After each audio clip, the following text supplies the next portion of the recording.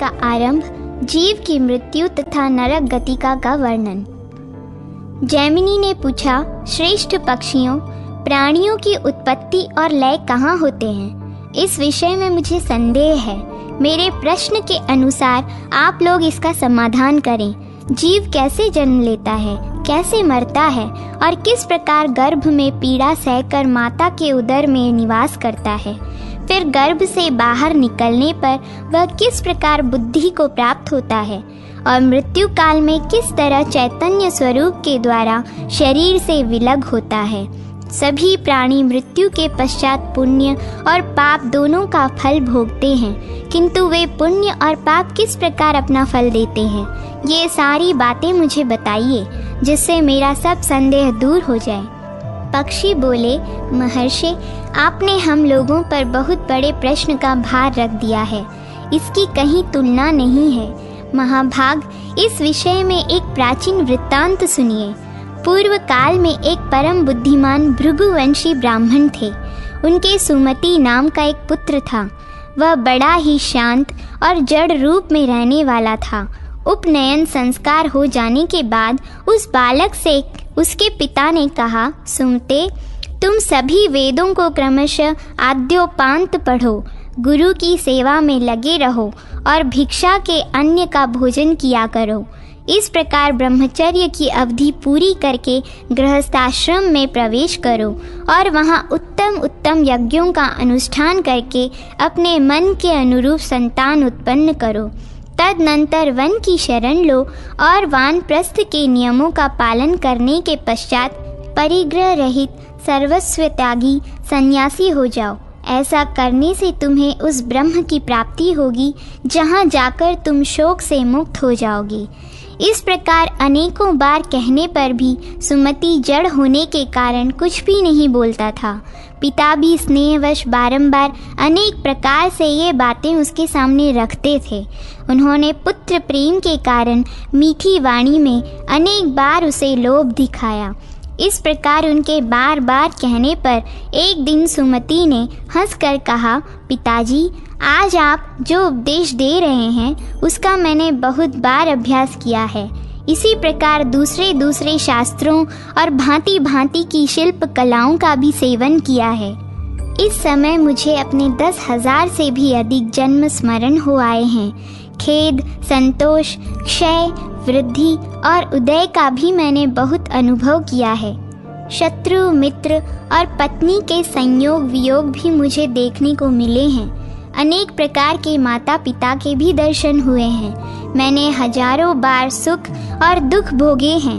कितनी ही स्त्रियों के विष्ठा और मूत्र से भरे हुए गर्भ में निवास किया है। सहस्त्रों प्रकार के रोगों की भयानक पीड़ाएं सहन की हैं। गर्भावस्था में मैंने जो अनेकों प्रकार के दुख भोगे हैं, बचपन, जवानी और बुढ़ापे में भी जो क्लेश सहन किए हैं, वे सब मुझे याद आ रहे हैं। ब्राह्मण, क्षत्रिय, वैश्य और शूद्रों की योनियों में, फिर पशु, मृग, कीट और पक्षियों की योनियों में तथा राज सेवकों एवं युद्ध में पराक्रम दिखाने वाले राजाओं के घरों में भी मेरे कई बार जन्म हो चुके हैं। इसी तरह अब की बार आपके घर में भी मैंने जन्म लिया है। मैं बहुत बार मनुष्यों का भृत्य, दास, स्वामी, ईश्वर और दरिद्र रह चुका हूँ। दूसरों ने मुझे और मैंने दूसरों को अनेक बार दान दिए हैं। पिता, माता, सुहृद, भाई और स्त्री इत्यादि के कारण कई बार संतुष्ट हुआ हूँ और कई बार दीन होकर रोते हुए मुझे आंसुओं से मुंह धोना पड़ा है। पिताजी, यूं ही इस संसार चक्र में भटकते हुए मैंने अब वह ज्ञान प्राप्त किया है जो मोक्ष की प्राप्ति करने वाला है। उस ज्ञान को प्राप्त कर लेने पर अब यह ऋक्, यजु और साम वेदोक्त समस्त क्रियाकलाप गुण शून्य दिखाई देने के कारण मुझे अच्छा नहीं लगता। अतः जब ज्ञान प्राप्त हो गया तब वेदों से मुझे क्या प्रयोजन है।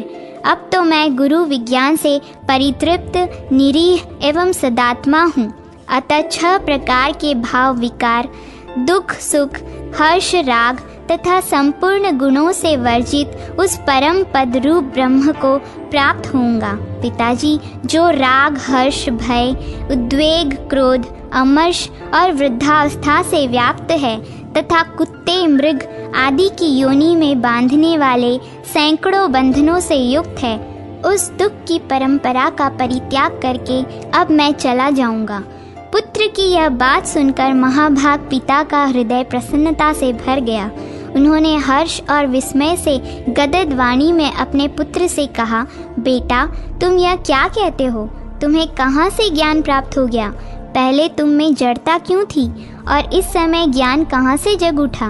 क्या यह मुनियों अथवा देवताओं के दिए हुए शाप का विकार था, जिससे पहले तुम्हारा ज्ञान छिप गया था और इस समय पुनः प्रकट हो गया? मैं यह सारा रहस्य सुनना चाहता हूँ, इसके लिए मेरे मन में बड़ा कौतूहल है। बेटा, तुम पर पहले जो कुछ बीत चुका है वह सब मुझे बताओ। पुत्र ने कहा, पिताजी, मेरा जो यह सुख और दुख देने वाला पूर्व वृत्तांत है उसे सुनिए। इस जन्म के पहले पूर्व जन्म में मैं जो कुछ था वह सब बताता हूँ। पूर्व काल में मैं परमात्मा के ध्यान में मन लगाने वाला एक ब्राह्मण था। आत्मविद्या के विचार में मैं पराकाष्ठा को पहुंचा हुआ था। मैं सदा योग साधन में संलग्न रहता था। निरंतर अभ्यास में लगने, सत्पुरुषों का संग करने, अपने स्वभाव से ही विचार परायण होने, तत्वमसि आदि महाकाव्यों के विचारने और तत्व पदार्थ के शोधन करने आदि के कारण उस परमात्म तत्व में ही मेरी परम प्रीति हो गई। फिर मैं शिष्यों के संदेह का निवारण करने वाला आचार्य बन गया। फिर बहुत समय के पश्चात मैं एकांत सेवी हो गया, किंतु दैवात अज्ञान से सद्भाव का नाश हो जाने के कारण प्रमाद में पड़कर मेरी मृत्यु हो गई। तथापि मृत्यु काल से लेकर अब तक मेरी स्मरण शक्ति का लोप नहीं हुआ।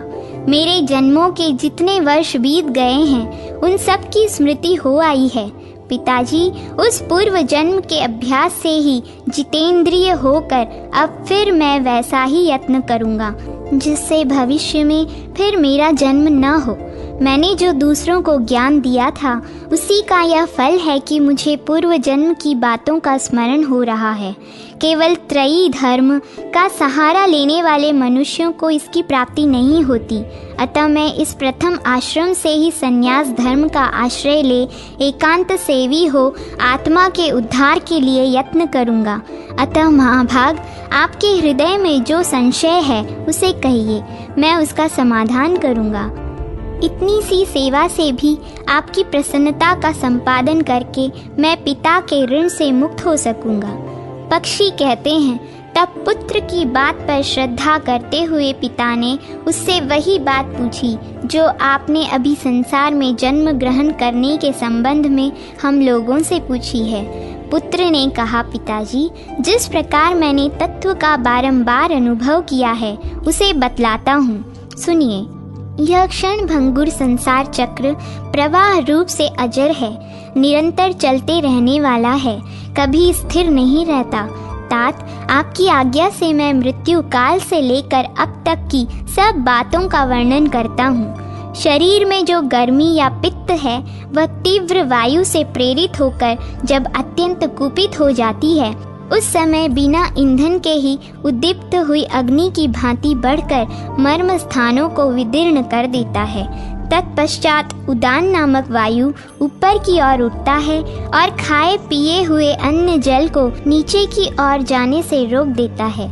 उस आपत्ति की अवस्था में भी उसी को प्रसन्नता रहती है जिसने पहले जल, अन्न एवं रस का दान किया है।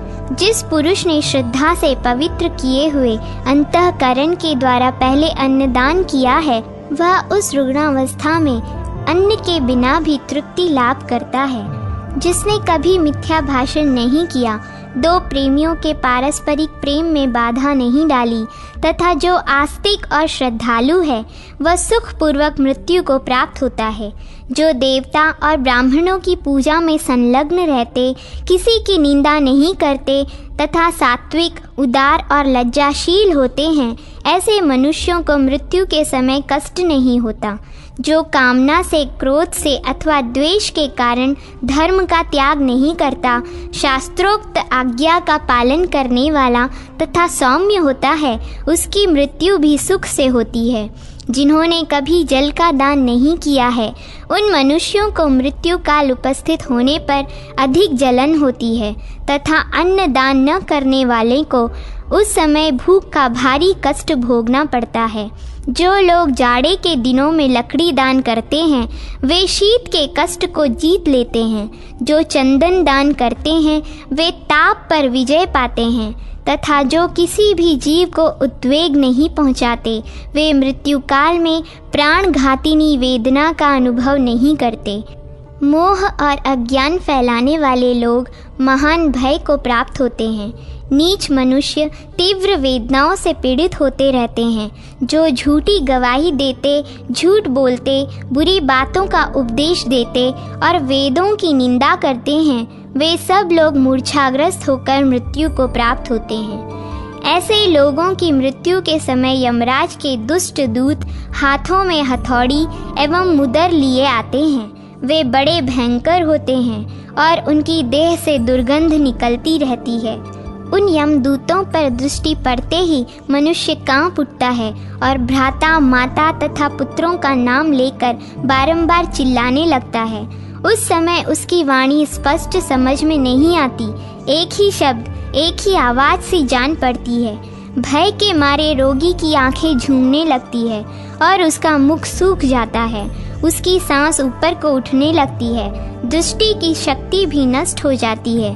फिर वह अत्यंत वेदना से पीड़ित होकर उस शरीर को छोड़ देता है और वायु के सहारे चलता हुआ वैसे ही दूसरे शरीर को धारण कर लेता है, जो रूप, रंग और अवस्था में पहले शरीर के समान ही होता है। वह शरीर माता पिता के गर्भ से उत्पन्न नहीं, कर्म जनित होता है और यातना भोगने के लिए ही मिलता है। तदनंतर यमराज के दूत शीघ्र ही उसे दारुण पाशों से बांध लेते हैं और डंडों की मार से व्याकुल करते हुए दक्षिण दिशा की ओर खींच ले जाते हैं। उस मार्ग पर कहीं तो कुश जमे होते हैं, कहीं कांटे फैले होते हैं, कहीं बॉम्बी की मिट्टियाँ जमी होती है, कहीं लोहे की कीलें गड़ी होती हैं और कहीं पथरीली भूमि होने के कारण वह पथ अत्यंत कठोर जान पड़ता है। कहीं जलती हुई आग की लपटें मिलती हैं तो कहीं सैकड़ों गड्ढों के कारण वह मार्ग अत्यंत दुर्गम प्रतीत होता है। कहीं सूर्य इतने तपते हैं कि उस राह से जाने वाला जीव उनकी किरणों में जलने लगता है। ऐसे पथ से यमराज के दूत उसे घसीट कर ले जाते हैं। वे दूत घोर शब्द करने के कारण अत्यंत भयंकर जान पड़ते हैं। जिस समय वे जीव को घसीट कर ले जाते हैं, सैकड़ों गीदड़ियां जुटकर उसके शरीर को नोच नोच कर खाने लगती हैं। पापी जीव ऐसे ही भयंकर मार्ग से यमलोक की यात्रा करते हैं।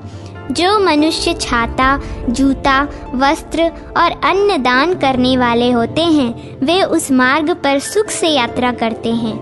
इस प्रकार अनेक प्रकार का कष्ट भोगता हुआ पाप पीड़ित जीव विवश होकर 12 दिनों में धर्मराज के नगर तक पहुंचाया जाता है।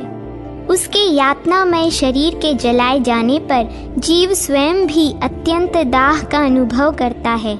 उसी प्रकार मारे और काटे जाने पर भी उसे अत्यंत भयंकर वेदना होती है। अधिक देर तक जल में भिगोए जाने के कारण भी जीव को भारी दुख उठाना पड़ता है। इस प्रकार दूसरे शरीर को प्राप्त होने पर भी उसे अपने कर्मों के फल स्वरूप कष्ट भोगने पड़ते हैं। उसके भाई बंधु जो तिल और जल की अंजलि देते तथा पिंडदान करते हैं, वही उस मार्ग पर जाते समय उसे खाने को मिलता है। भाई बंधु यदि अशौच के भीतर तेल लगावें और उपटन मलवावें तो उसी से जीव का पोषण किया जाता है, अर्थात वह मैल ही उन्हें खानी पड़ती है। इसी प्रकार बांधवगण जो कुछ खाते पीते हैं वह मृतक जीव को मिलता है, अतः उन्हें भोजन की शुद्धि पर भी ध्यान रखना चाहिए। यदि भाई बंधु भूमि पर शयन करें तो उससे जीव को कष्ट नहीं होता, और यदि वे उसके निमित्त दान करें तो उससे मृत जीव को बड़ी तृप्ति होती है। यमदूत जब उसे साथ लेकर जाते हैं तो वह 12 दिनों तक अपने घर की ओर देखता रहता है। उस समय पृथ्वी पर उसके निमित्त जो जल और पिंड दिए जाते हैं उन्हीं का वह उपभोग करता है। मृत्यु से 12 दिन बीतने के पश्चात यमपुरी की ओर खींच कर ले जाया जाने वाला जीव अपने सामने यमराज के नगर को देखता है, जो बड़ा ही भयानक है। उस नगर में पहुंचने पर उसे मृत्यु, काल और अंतक आदि के बीच में बैठे हुए यमराज का दर्शन होता है, जो कज्जल राशि के समान काले हैं और अत्यंत क्रोध से लाल लाल आंखें किए रहते हैं। दाढ़ों के कारण उनका मुख बड़ा विकराल दिखलाई पड़ता है। टेढ़ी भौहों से युक्त उनकी आकृति बड़ी भयंकर है। वे कुरूप, भीषण और टेढ़े मेढ़े सैकड़ों रोगों से घिरे रहते हैं। उनकी भुजाएं विशाल है। उनके एक हाथ में यमदंड और दूसरे में पाश है। देखने में वे बड़े भयानक प्रतीत होते हैं। पापी जीव उन्हीं की बताई हुई शुभाशुभ गति को प्राप्त होता है। झूठी गवाही देने और झूठ बोलने वाला मनुष्य रौरव नरक में जाता है। अब मैं रौरव का स्वरूप बतलाता हूँ, आप ध्यान देकर उसे सुने। रौरव नरक की लंबाई चौड़ाई 2000 योजन की है। वह एक गड्ढे के रूप में है जिसकी गहराई घुटनों तक की है। वह नरक अत्यंत दुस्तर है। उसमें भूमि के बराबर तक अंगार राशि बिछी रहती है। उसके भीतर की भूमि दहकते हुए अंगारों से बहुत तपी होती है। सारा नरक तीव्र वेग से प्रज्वलित होता रहता है। उसी के भीतर यमराज के दूत पापी मनुष्य को डाल देते हैं। वह धधकती हुई आग में जब जलने लगता है तो इधर उधर दौड़ता है, किंतु पग पग पर उसका पैर जल भूनकर राख होता रहता है। वह दिन रात में कभी एक बार पैर उठाने और रखने में समर्थ होता है। इस प्रकार सहस्त्रों योजन पार करने पर वह उससे छुटकारा पाता है। फिर दूसरे पापों की शुद्धि के लिए उसे वैसे ही अन्य नरकों में जाना पड़ता है। इस प्रकार सब नरकों में यातना भोग कर निकलने के बाद पापी जीव तिर्यक योनि में जन्म लेता है। क्रमशः कीड़े मकोड़े, पतंग, हिंसक जीव, मच्छर, हाथी, वृक्ष आदि, गौ, अश्व अथवा अन्य दुखदायिनी पाप योनियों में जन्म धारण करने के पश्चात वह मनुष्य योनि में आता है। उसमें भी वह कुरूप, कुबड़ा, नाटा और चांडाल आदि होता है। फिर अवशिष्ट पाप और पुण्य से युक्त हो वह क्रमशः ऊंचे चढ़ने वाली योनियों में जन्म लेता है। शूद्र, वैश्य, क्षत्रिय, ब्राह्मण, देवता तथा इंद्र आदि के रूप में उत्पन्न होता है। इस प्रकार पाप करने वाले जीव नरकों में नीचे गिरते हैं। अब पुण्यात्मा जीव जिस प्रकार यात्रा करते हैं उसको सुनिए। वे पुण्यात्मा मनुष्य धर्मराज की बताई हुई पुण्यमयी गति को प्राप्त होते हैं। उनके साथ गंधर्व गीत गाते चलते हैं, अप्सराएं नृत्य करती रहती हैं तथा वे भांति भांति के दिव्य आभूषणों से सुशोभित हो सुंदर विमानों पर बैठकर यात्रा करते हैं। वहाँ से पृथ्वी पर आने पर वे राजाओं तथा अन्य महात्माओं के कुल में जन्म लेते और सदाचार का पालन करते हैं। वहाँ उन्हें श्रेष्ठ भोग प्राप्त होते हैं। तदनंतर शरीर त्यागने के बाद वे पुनः स्वर्ग आदि ऊपर के लोकों में जाते हैं। ऊपर के लोकों में होने वाली गति को आरोहणी कहते हैं। फिर वहाँ से पुण्य भोग के पश्चात जो मृत्युलोक में उतरना होता है वह अवरोहिणी गति है। इस अवरोहिणी गति को प्राप्त होने पर मनुष्य फिर पहले की ही भांति आरोहणी गति को प्राप्त होते हैं। ब्रह्मर्षि, जीव की जिस प्रकार मृत्यु होती है वह सब प्रसंग मैंने आपसे कह सुनाया। अब जिस तरह जीव गर्भ में आता है उस विषय का वर्णन सुनिए। जीव के जन्म का वृत्तांत तथा महारौरव आदि नरकों का वर्णन। पुत्र कहता है, पिताजी, मनुष्य स्त्री सहवास के समय गर्भ में जो वीर्य स्थापित करता है वह स्त्री के रज में मिल जाता है। नरक अथवा स्वर्ग से निकलकर आया हुआ जीव उसी रज वीर्य का आश्रय लेता है। जीव से व्याप्त होने पर वे दोनों बीज स्थिर हो जाते हैं। फिर वे क्रमशः कलल, बुदबुद एवं मांस पिंड के रूप में परिणित होते हैं। जैसे बीज से अंकुर उत्पन्न होता है, उसी प्रकार उस मांसपिंड से विभाग पूर्वक 5 अंग प्रकट होते हैं। फिर उन अंगों से अंगुली, नेत्र, नासिका, मुख, कान आदि प्रकट होते हैं। इसी प्रकार अंगुली आदि से नख आदि की उत्पत्ति होती है। फिर त्वचा में रोम और मस्तक पर बाल उगाते हैं। जीव के शरीर की वृद्धि के साथ ही स्त्री का गर्भकोश भी बढ़ता है। जैसे नारियल का फल अपने आवरण कोश के साथ ही बढ़ता है, उसी प्रकार गर्भस्थ शिशु भी गर्भकोश के साथ ही वृद्धि को प्राप्त होता है। उसका मुख नीचे की ओर होता है। दोनों हाथों को घुटनों और पसलियों के नीचे रख कर वह बढ़ता है। हाथों के दोनों अंगूठे दोनों घुटनों के ऊपर होते हैं और उंगलियां उनके अग्रभाग में रहती हैं। उन घुटनों के पृष्ठभाग में दोनों आँखें होती हैं और नासिका उनके मध्य भाग में होती है। दोनों चूतड़ एड़ियों पर टिके रहते हैं। दोनों बाहें और पिंडलियां बाहरी किनारे पर रहती हैं। इसी स्थिति में स्त्री के गर्भ में रहने वाला जीव क्रमशः वृद्धि को प्राप्त होता है। गर्भस्थ शिशु की नाभि में एक नाल बंधी होती है, जिसे आप्यायनी नाड़ी कहते हैं। इसी प्रकार वह नाल स्त्री की आंत के छिद्र में भी जुड़ी होती है। स्त्री जो कुछ खाती पीती है, वह उस नाड़ी के ही मार्ग से गर्भस्थ शिशु के भी उदर में पहुंचता है। उसी से शरीर का पोषण होते रहने से जीव क्रमशः वृद्धि को प्राप्त होता है। उस गर्भ में उसे अनेक जन्मों की बातें याद आती हैं, जिससे व्यथित होकर वह इधर उधर फिरता और निर्वेद को प्राप्त होता है। अपने मन में सोचता है, अब इस उदर से छुटकारा पाने पर मैं फिर ऐसा कार्य नहीं करूँगा, बल्कि इस बात के लिए चेष्टा करूँगा कि मुझे फिर गर्भ के भीतर न आना पड़े। सैकड़ों जन्मों के दुखों का स्मरण करके वह इसी प्रकार चिंता करता है। देव की प्रेरणा से पूर्व जन्मों में उसने जो जो क्लेश भोगे होते हैं, वे सब उसे याद आ जाते हैं। तत्पश्चात काल क्रम से वह अधोमुख जीव जब 9वें और 10वें महीने का होता है, तब उसका जन्म हो जाता है। गर्भ से निकलते समय वह प्रजापत्य वायु से पीड़ित होता है और मन ही मन दुख से व्यथित हो रोते हुए गर्भ से बाहर आता है।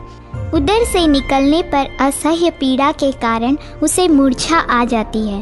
फिर वायु के स्पर्श से वह सचेत होता है। तदनंतर भगवान विष्णु की मोहिनी माया उसको अपने वश में कर लेती है। उससे मोहित हो जाने के कारण उसका पूर्व ज्ञान नष्ट हो जाता है। इस प्रकार ज्ञान भ्रष्ट हो जाने पर वह जीव पहले तो बाल्यावस्था को प्राप्त होता है, फिर क्रमशः कौमारावस्था, यौवनावस्था और वृद्धावस्था में प्रवेश करता है। इसके बाद मृत्यु को प्राप्त होता है और मृत्यु के बाद फिर जन्म लेता है। इस प्रकार इस संसार चक्र में वह घटी यंत्र की भांति घूमता रहता है। कभी स्वर्ग में जाता है, कभी नरक में। कभी इस संसार में पुनः जन्म लेकर अपने कर्मों को भोगता है, कभी कर्मों का भोग समाप्त होने पर थोड़े ही समय में मरकर परलोक में चला जाता है। कभी स्वर्ग और कभी नरक को प्रायः भोग चुकने के बाद थोड़े से शुभाशुभ कर्म शेष रहने पर इस संसार में जन्म लेता है। नारकी जीव घोर दुखदायी नरकों में गिराए जाते हैं। स्वर्ग में भी ऐसा दुख होता है जिसकी कहीं तुलना नहीं है। स्वर्ग में पहुंचने के बाद से ही मन में इस बात की चिंता बनी रहती है कि पुण्य क्षय होने पर हमें यहाँ से नीचे गिरना पड़ेगा। साथ ही नरक में पड़े हुए जीवों को देखकर महान दुख होता है कि कभी हमें भी ऐसी ही दुर्गति भोगनी पड़ेगी। इस बात से दिन रात अशांति बनी रहती है। गर्भावास में तो भारी दुख होता ही है। योनि से जन्म लेते समय भी थोड़ा क्लेश नहीं होता। जन्म लेने के पश्चात बाल्यावस्था और वृद्धावस्था में भी दुख ही दुख भोगना पड़ता है। जवानी में भी काम, क्रोध और ईर्ष्या में बंधे रहने के कारण अत्यंत दुस्सह कष्ट उठाना पड़ता है। बुढ़ापे में तो अधिकांश दुख ही होता है। मरने में भी सबसे अधिक दुख है। यमदूतों द्वारा घसीट कर ले जाए जाने और नरक में गिराए जाने पर जो महान क्लेश होता है, उसकी चर्चा हो चुकी है। यहाँ से लौटने पर फिर गर्भवास, जन्म, मृत्यु तथा नरक का क्रम चालू हो जाता है। इस तरह जीव प्राकृत बंधनों में बंधकर घटी यंत्र की भांति इस संसार चक्र में घूमते रहते हैं। पिताजी, मैंने आपसे रौरव नामक प्रथम नरक का वर्णन किया है। अब महारौरव का वर्णन सुनिए। इसका विस्तार सब और से 12,000 योजन का है। वहाँ की भूमि तांबे की है, जिसके नीचे आग धधकती रहती है। उसकी आंच से तपकर वह सारी ताम्रमयी भूमि चमकती हुई बिजली के समान ज्योतिर्मयी दिखाई देती है। उसकी ओर देखना और स्पर्श आदि करना अत्यंत भयंकर है। यमराज के दूत हाथ और पैर बांधकर पापी जीव को उसके भीतर डाल देते हैं और वह लौटता हुआ आगे बढ़ता है। मार्ग में कौवे, बगुले, बिच्छू, मच्छर और गिद्ध उसे जल्दी जल्दी नोच खाते हैं। उसमें जलते समय वह व्याकुल होकर छटपटाता है और बारंबार अरे बाप, अरे मैया, अरे भैया, हाँ तात आदि की रट लगाता हुआ करुण क्रंदन करता है, किंतु उसे तनिक भी शांति नहीं मिलती। इस प्रकार उसमें पड़े हुए जीव, जिन्होंने दूषित बुद्धि के कारण पाप किए हैं, 10 करोड़ वर्ष बीतने पर उससे छुटकारा पाते हैं। इसके सिवा तम नामक एक दूसरा नरक है, जहाँ स्वभाव से ही कड़ाके की सर्दी पड़ती है। उसका विस्तार भी महारौरव के ही बराबर है, किंतु वह घोर अंधकार से आच्छादित रहता है। वहाँ पापी मनुष्य सर्दी से कष्ट पाकर भयानक अंधकार में दौड़ते हैं और एक दूसरे से भिड़कर लिपटे रहते हैं। जाड़े के कष्ट से कांपकर कटकटाते हुए उनके दांत टूट जाते हैं। भूख प्यास भी वहाँ बड़े जोर की लगती है। इसी प्रकार अन्यान्य उपद्रव भी होते रहते हैं।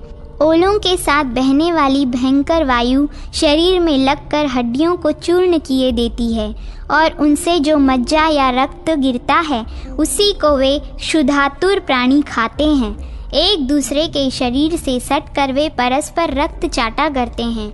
इस प्रकार जब तक पापों का भोग समाप्त नहीं हो जाता तब तक इन एक निकृंतन नामक नरक है, जो यह सब नरकों में प्रधान है। उसमें कुम्हार की चाक के समान बहुत से चक्र निरंतर घूमते रहते हैं। यमराज के दूत पापी जीवों को उन चक्रों पर चढ़ा देते हैं और अपनी अंगुलियों में काल सूत्र लेकर उसी के द्वारा उनके पैर से लेकर मस्तक तक प्रत्येक अंग काटा करते हैं। फिर भी उन पापियों के प्राण नहीं निकलते।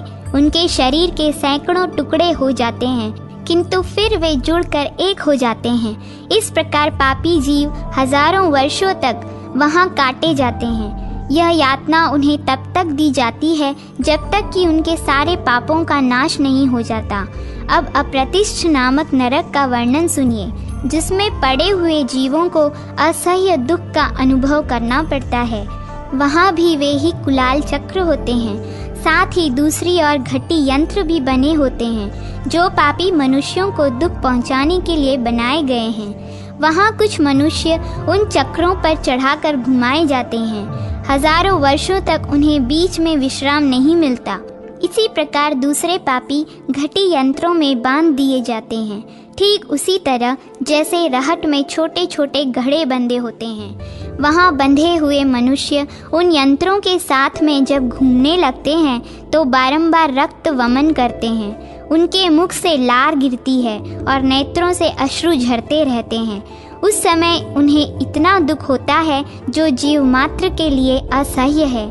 अब असीपत्र वन नामक अन्य नरक का वर्णन सुनिए, जहाँ 1000 योजन तक की भूमि प्रज्वलित अग्नि से आच्छादित रहती है तथा ऊपर से सूर्य की अत्यंत भयंकर एवं प्रचंड किरणें ताप देती हैं, जिनसे उस नरक में निवास करने वाले जीव सदा संतप्त होते रहते हैं। उसके बीच में एक बहुत ही सुंदर वन है, जिसके पत्ते चिकने जान पड़ते हैं, किंतु वे सभी पत्ते तलवार की तीखी धार के समान हैं। उस वन में बड़े बलवान कुत्ते भौंकते रहते हैं, जो 10,000 की संख्या में सुशोभित होते हैं। उनके मुख और दाढ़ें बड़ी बड़ी होती हैं। वे व्याघ्रों के समान भयानक प्रतीत होते हैं। वहाँ की भूमि पर जो आग बिछी होती है, उससे जब दोनों पैर जलने लगते हैं, तब वहाँ गए हुए पापी जीव हाय माता, हाय पिता आदि कहते हुए अत्यंत दुखित होकर कराहने लगते हैं। उस समय तीव्र पिपासा के कारण उन्हें बड़ी पीड़ा होती है। फिर अपने सामने शीतल छाया से युक्त 80 पत्र वन को देखकर वे प्राणी विश्राम की इच्छा से वहां जाते हैं। उनके वहां पहुंचने पर बड़े जोर की हवा चलती है, जिससे उनके ऊपर तलवार के समान तीखे पत्ते गिरने लगते हैं। उनसे आहत होकर वे पृथ्वी पर जलते हुए अंगारों के ढेर में गिर पड़ते हैं। वह आग अपनी लपटों से सर्वत्र व्याप्त हो संपूर्ण भूतल को चाटती हुई सी जान पड़ती है। इसी समय अत्यंत भयानक कुत्ते वहां तुरंत ही दौड़ते हुए आते हैं और रोते हुए पापियों के सब अंगों को टुकड़े टुकड़े कर डालते हैं। पिताजी, इस प्रकार मैंने आपसे यह 80 पत्र वन का वर्णन किया है। अब इससे भी अत्यंत भयंकर तप्त कुंभ नामक जो नरक है, उसका हाल सुनिए। वहाँ चारों ओर आग की लपटों से घिरे हुए बहुत से लोहे के घड़े मौजूद हैं, जो खूब तपे होते हैं। उनमें से किन्हीं में तो प्रज्वलित अग्नि की आंच से खौलता हुआ तेल भरा रहता है और किन्हीं में तपाए हुए लोहे का चूर्ण होता है। यमराज के दूत पापी मनुष्यों को उनका मुंह नीचे करके उन्हीं घड़ों में डाल देते हैं। वहां पड़ते ही उनके शरीर टूट फूट जाते हैं। शरीर की मज्जा का भाग गलकर पानी हो जाता है। कपाल और नेत्रों की हड्डियां चटक कर फूटने लगती है। भयानक गृध्र उनके अंगों को नोच नोच कर टुकड़े टुकड़े कर देते हैं और फिर उन टुकड़ों को उन्हीं घड़ों में डाल देते हैं। वहाँ वे सभी टुकड़े सींच कर तेल में मिल जाते हैं। मस्तक, शरीर, स्नायु, मांस, त्वचा और हड्डियां सभी गल जाती हैं। तदनंतर यमराज के दूत करछुए से उलट पुलट कर खोलते हुए तेल में उन पापियों को अच्छी तरह मथते हैं। पिताजी, इस प्रकार यह तप्त कुंभ नामक नरक की बात मैंने आपको विस्तार पूर्वक बतलाई है। जनक यमदूत संवाद, भिन्न भिन्न पापों से विभिन्न नरकों की प्राप्ति का वर्णन। पुत्र कहता है, पिताजी, इससे पहले 7वें जन्म में मैं एक वैश्य के कुल में उत्पन्न हुआ था। उस समय पौंसले पर पानी पीने को जाती हुई गौओं को मैंने वहां जाने से रोक दिया था। उस पाप कर्म के फल से मुझे अत्यंत भयंकर नरक में जाना पड़ा, जो आग की लपटों के कारण घोर दुखदाई प्रतीत होता था। उसमें लोहे की सी चोंच वाले पक्षी भरे पड़े थे। वहाँ पापियों के शरीर को कोल्हू में पेरने के कारण जो रक्त की धारा बहती थी, उससे कीचड़ जम गई थी और काटे जाने वाले दुष्कर्मियों के नरक में पड़ने से सब और घोर हाहाकार मचा रहता था। उस नरक में पड़े मुझे 100 वर्ष से कुछ अधिक समय बीत गया। मैं महान ताप और पीड़ा से संतप्त रहता था। प्यास और जलन बराबर बनी रहती थी। तदनंतर एक दिन सहसा सुख देने वाली ठंडी हवा चलने लगी। उस समय मैं तप्त बालू और तप्त कुंभ नामक नरकों के बीच था। उस शीतल वायु के संपर्क से उन नरकों में पड़े हुए सभी जीवों की यातना दूर हो गई। मुझे भी उतना ही आनंद हुआ जितना स्वर्ग में रहने वाले को वहां प्राप्त होता था। यह क्या बात हो गई? यूँ सोचते हुए हम सभी जीवों ने आनंद की अधिकता के कारण एक टक नेत्रों से जब चारों ओर देखा, तब हमें बड़े ही उत्तम एक नररत्न दिखाई दिए। उनके साथ बिजली के समान कांतिमान एक भयंकर यमदूत था, जो आगे होकर रास्ता दिखा रहा था और कहता था, महाराज इधर से आइए। सैकड़ों यातनाओं से व्याप्त नरक को देखकर उन पुरुष रत्न को बड़ी दया आई। उन्होंने यमदूत से कहा।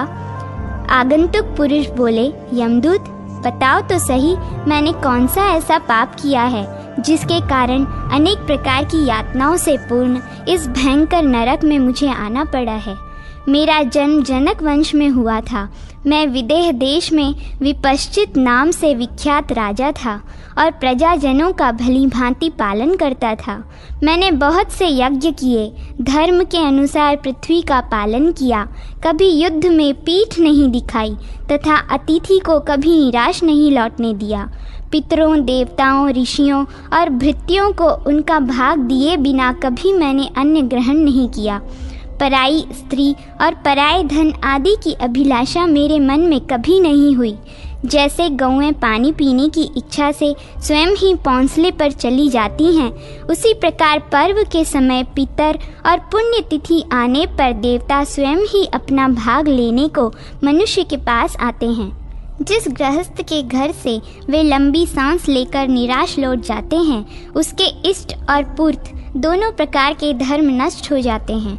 पितरों के दुखपूर्ण उच्छ्वास से 7 जन्मों का पुण्य नष्ट होता है और देवताओं का निश्वास 3 जन्मों का पुण्य क्षीण कर देता है। इसमें तनिक भी संदेह नहीं है। इसलिए मैं देव कर्म और पितृ कर्म के लिए सदा ही सावधान रहता था। ऐसी दशा में मुझे इस अत्यंत दारुण नरक में कैसे आना पड़ा। उन महात्मा के इस प्रकार पूछने पर यमराज का दूत देखने में भयंकर होने पर भी हम लोगों के सुनते सुनते विनय युक्त वाणी में बोला। यमदूत ने कहा, महाराज, आप जैसा कहते हैं वह सब ठीक है, उसमें तनिक भी संदेह के लिए स्थान नहीं है, किंतु आपके द्वारा एक छोटा सा पाप भी बन गया था। मैं उसे याद दिलाता हूँ। विदर्भ राजकुमारी पीवरी, जो आपकी पत्नी थी, एक समय ऋतुमती हुई थी, किंतु उस अवसर पर केकय राजकुमारी सुशोभना में आसक्त होने के कारण आपने उसके ऋतुकाल को सफल नहीं बनाया। वह आपके समागम सुख से वंचित रह गई। ऋतुकाल का उल्लंघन करने के कारण ही आपको ऐसे भयंकर नरक तक आना पड़ा है। जो धर्मात्मा पुरुष काम में आसक्त होकर स्त्री के ऋतुकाल का उल्लंघन करता है, वह पितरों का ऋणी होने से पाप को प्राप्त हो नरक में पड़ता है। राजन, इतना ही आपका पाप है, इसके अतिरिक्त कोई पाप नहीं है। इसलिए आइए अब पुण्य लोकों का उपभोग करने के लिए चलिए। राजा बोले, देवदूत, तुम जहाँ मुझे ले चलोगे वहाँ चलूँगा, किंतु इस समय कुछ पूछ रहा हूँ, उसका तुम्हें ठीक ठीक उत्तर देना चाहिए। ये वज्र के समान चोंच वाले कौवे जो इन पुरुषों की आंखें निकाल लेते हैं और फिर उन्हें नए नेत्र प्राप्त हो जाते हैं, इन लोगों ने कौन सा निंदित कर्म किया है, इस बात को बताओ। मैं देखता हूँ कौवे इनकी जीभ उखाड़ लेते हैं, किंतु फिर नई जीभ उत्पन्न हो जाती है। इनके सिवाय ये दूसरे लोग क्यों आरे से चीरे जाते हैं और अत्यंत दुख भोगते हैं। कुछ लोग तपाई हुई बालूका में भुने जाते हैं और कुछ लोग खोलते हुए तेल में पड़कर पक रहे हैं। लोहे के समान चोंच वाले पक्षी जिन्हें नोच नोच कर खींच रहे हैं, वे कैसे लोग हैं। ये बेचारे शरीर की नस नाड़ियों के कटने से पीड़ित हो बड़े जोर जोर से चीखते और चिल्लाते हैं। लोहे की चोंच की आघात से इनके सारे अंगों में घाव हो गया है, जिससे इन्हें बड़ा कष्ट होता है। इन्होंने ऐसा कौन सा अनिष्ट किया है जिसके कारण ये रात दिन सताए जा रहे हैं। ये तथा और भी जो पापियों की यातनाएं देखी जाती हैं, वे किन कर्मों के परिणाम हैं, ये सब बातें मुझे पूर्ण रूप से बतलाओ।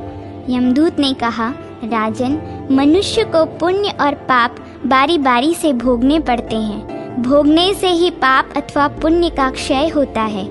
लाखों जन्मों के संचित पुण्य और पाप मनुष्यों के लिए सुख दुख का अंकुर उत्पन्न करते हैं। जैसे बीज जल की इच्छा रखते हैं, उसी प्रकार पुण्य और पाप देशकाल, अनान्य कर्म और कर्ता की अपेक्षा करते हैं। जैसे राह चलते समय कांटे पर पैर पड़ जाने से उसके चुभने पर थोड़ा दुख होता है, उसी प्रकार किसी भी देश काल में किया हुआ थोड़ा पाप थोड़े दुख का कारण होता है।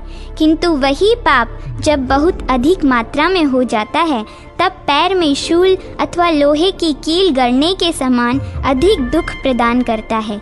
सिर दर्द आदि दुस्सह रोगों का कारण बनता है। जैसे अपथ्य भोजन और सर्दी गर्मी का सेवन श्रम और ताप आदि का जनक होता है, उसी प्रकार भिन्न भिन्न पाप भी फल की प्राप्ति कराने में एक दूसरे की अपेक्षा रखते हैं। ऐसे ही बड़े बड़े पाप दीर्घ काल तक रहने वाले रोग और विकारों के उत्पादक होते हैं। उन्हीं से शस्त्र और अग्नि का भय प्राप्त होता है। वे ही असह्य पीड़ा और बंधन आदि फल प्रदान करते हैं। इस प्रकार जीव अनेक जन्मों के संचित पुण्य और पापों के फल स्वरूप सुख और दुखों का भोगता हुआ इस लोक में स्थित रहता है। राजन, जैसे नरकों में पड़े हुए जीव अपने घोर महापाप का फल भोगते हैं, उसी प्रकार ये स्वर्गलोक में देवताओं के साथ रहकर गंधर्व, सिद्ध और अप्सराओं के संगीत आदि का सुख उठाते हुए पुण्यों का भोग तथा उपभोग करते हैं। देवता, मनुष्य और पशु पक्षियों की योनि में जन्म लेकर जीव अपने पुण्य पाप जनित सुख दुख रूप शुभाशुभ फलों को भोगता है। राजन, आप जो यह पूछ रहे हैं कि किस किस पाप से पापियों को कौन कौन सी यातनाएं मिलती हैं, वह सब मैं आपको बताता हूँ। जो नीच मनुष्य कामना और लोभ के वशीभूत हो दूषित दृष्टि एवं कलुषित चित्त से पराई स्त्री और पराये धन पर आंखें गड़ाते हैं, उनकी दोनों आँखों को ये वज्र तुल्य चोंच वाले पक्षी निकाल लेते हैं और पुनः पुनः इनके नए नेत्र उत्पन्न हो जाते हैं। इन पापी मनुष्यों ने जितने निमेष तक पाप पुण्य दृष्टिपात किया है, उतने ही 1000 वर्षों तक ये नेत्र की पीड़ा भोगते हैं। जिन लोगों ने असत शास्त्र का उपदेश किया है तथा किसी को बुरी सलाह दी है, जिन्होंने शास्त्र का उल्टा अर्थ लगाया है, मुंह से झूठी बातें निकाली हैं तथा वेद, देवता, ब्राह्मण और गुरु की निंदा की है, उन्हीं की जिह्वा को ये वज्रतुल्य चोंच वाले भयंकर पक्षी उखाड़ते हैं और वह जिह्वा नई नई उत्पन्न होती रहती है। जितने निमेष तक उनके द्वारा जिह्वा जनित पाप हुआ है, उतने ही वर्षों तक उन्हें यह कष्ट भोगना पड़ता है। जो नराधम 2 मित्रों में फूट डालते हैं, पिता पुत्र में, स्वजनों में, यजमान और पुरोहित में, माता और पुत्र में, संगी साथियों में तथा पति और पत्नी में वैर डालते हैं, वे ही ये आरे से चिरे जा रहे हैं। आप इनकी दुर्गति देखिए, जो दूसरों को ताप देते, उनकी प्रसन्नता में बाधा पहुंचाते, पंखे, हवादार स्थान, चंदन और खस की टट्टी आदि का अपहरण करते हैं तथा निर्दोष व्यक्तियों को भी प्राणांतक कष्ट पहुंचाते हैं, वे ही ये अधम पापी हैं, जो तपाई हुई बालू में पड़कर कष्ट भोगते हैं। जो ब्राह्मण किसी देव कार्य या पितृ कार्य में दूसरे के द्वारा निमंत्रित होकर भी दूसरे किसी के यहाँ श्राद्ध भोजन कर लेता है, उसके यहाँ आने पर ये पक्षी 2 टुकड़े कर डालते हैं। जो अपनी अनुचित बातों से साधु पुरुषों के मर्म पर आघात पहुँचाता है, उसको ये पक्षी अत्यंत पीड़ा देते हैं। इन्हें ऐसा करने से कोई रोक नहीं सकता। जो झूठी बातें कहकर और विपरीत धारणा बनाकर किसी की चुगली खाते हैं, उनकी जिह्वा के इस प्रकार तेज किए हुए छुरों से 2 टुकड़े कर दिए जाते हैं। जिन्होंने उद्दंडतावश माता पिता तथा गुरुजनों का अनादर किया है, वे ही ये पीप, विष्ठा और मूत्र से भरे हुए गड्ढों में नीचे मुख करके डुबोए जा रहे हैं। जो लोग देवता, अतिथि, अनान्य प्राणी, भृतवर्ग, अभ्यागत, पीतर, अग्नि तथा पक्षियों को अन्न का भाग दिए बिना ही स्वयं भोजन कर लेते हैं, वे ही दुष्ट यहाँ पीप और गोंद चाट कर रहते हैं। उनका शरीर तो पहाड़ के समान विशाल होता है, किंतु मुख सुई की नोक के बराबर रहता है। देखिए, यह वही लोग हैं जो लोग ब्राह्मण अथवा किसी अन्य वर्ण के मनुष्य को एक पंक्ति में बिठाकर भोजन में भेद करते हैं, उन्हें यहाँ विष्ठा खाकर रहना पड़ता है। जो लोग एक समुदाय में साथ साथ आए हुए अर्थार्थी मनुष्य को निर्धन जानकर छोड़ देते हैं और अकेले अपना अन्न भोजन करते हैं, वे ही यहाँ थूक और खंखार भोजन करते हैं। राजन, जिन लोगों ने झूठे हाथों से गौ, ब्राह्मण और अग्नियों का स्पर्श किया है, उन्हीं में से ये लोग यहाँ मौजूद हैं, जो जलते हुए लोहे के खंभों पर हाथ रखकर उन्हें चाट रहे हैं। जिन्होंने स्वेच्छापूर्वक झूठे मुंह होकर भी सूर्य, चंद्रमा और तारों पर दृष्टिपात किया है, उनकी आँखों में आग रखकर यमराज के दूत उसे धोंकते हैं। गौ, अग्नि, माता, ब्राह्मण, ज्येष्ठ भ्राता, पिता, बहन, कुटुंब की स्त्री, गुरु तथा बड़े बूढ़ों का जो पैरों से स्पर्श करते हैं, उनके दोनों पैर यहाँ आग में तपाई हुई लोहे की बेड़ियों में जकड़ दिए जाते हैं और उन्हें अंगारों के ढेर में खड़ा कर दिया जाता है। उसमें उनके पैर से लेकर घुटने तक का भाग जलता रहता है। जो निराधम अपने कानों से गुरु, देवता, द्विज और वेदों की निंदा सुनते हैं और उसे सुनकर प्रसन्न होते हैं, उन पापियों के कानों में ये यमराज के दूत आग में तपाई हुई लोहे की कीलें ठोक देते हैं। विलाप करने पर भी उन्हें छुटकारा नहीं मिलता। जो लोग क्रोध और लोभ के वश में होकर पौंसले, देव मंदिर, ब्राह्मण के घर तथा देवालय के सभा भवन तुड़वा कर नष्ट करा देते हैं, उनके यहाँ आने पर ये अत्यंत कठोर स्वभाव वाले यमदूत इन तीखे शस्त्रों से शरीर की खाल उधेड़ लेते हैं। उनके चीखने चिल्लाने पर भी ये दया नहीं करते। जो मनुष्य गौ, ब्राह्मण तथा सूर्य की ओर मुँह करके मल मूत्र का त्याग करते हैं, उनकी आंतों को कौवे गूदा मार्ग से खींचते हैं। जो किसी एक को कन्या देकर फिर दूसरे के साथ उसका विवाह कर देता है, उसके शरीर में बहुत से घाव करके उसे खारे पानी की नदी में बहा दिया जाता है। जो मनुष्य दुर्भिक्ष अथवा संकट काल में अपने पुत्र, भृत्य, पत्नी आदि तथा बंधु वर्ग को अकिंचन जानकर भी त्याग देता है और केवल अपना पेट पालने में लग जाता है, वह भी जब इस लोक में आता है तो यमराज के दूत भूख लगने पर उसके मुख में उसके ही शरीर का मांस नोच कर डाल देते हैं और वही उसे खाना पड़ता है। जो अपनी शरण में आए हुए तथा अपनी ही दी हुई वृत्ति से जीविका चलाने वाले मनुष्यों को लोभवश त्याग देता है, वह भी यमदूतों द्वारा इसी प्रकार कोल्हू में पेरे जाने के कारण यंत्रणा भोगता है। जो मनुष्य अपने जीवन भर के किए हुए पुण्य को धन के लोभ से बेच डालते हैं, वे इन्हीं पापियों की तरह चक्कियों में पिसे जाते हैं के सब अंग रस्सियों से बांध दिए जाते हैं और उन्हें दिन रात कीड़े, बिच्छू तथा सर्प काटते खाते रहते हैं। जो पापी दिन में मैथुन करते और पराई स्त्री को भोगते हैं, वे यहाँ भूख से दुर्बल रहते हैं। प्यास की पीड़ा से उनकी जीभ और तालू गिर जाते हैं और वे वेदना से व्याकुल हो जाते हैं। यह देखिए, सामने लोहे के बड़े बड़े कांटों से भरा हुआ सेमर का वृक्ष खड़ा है।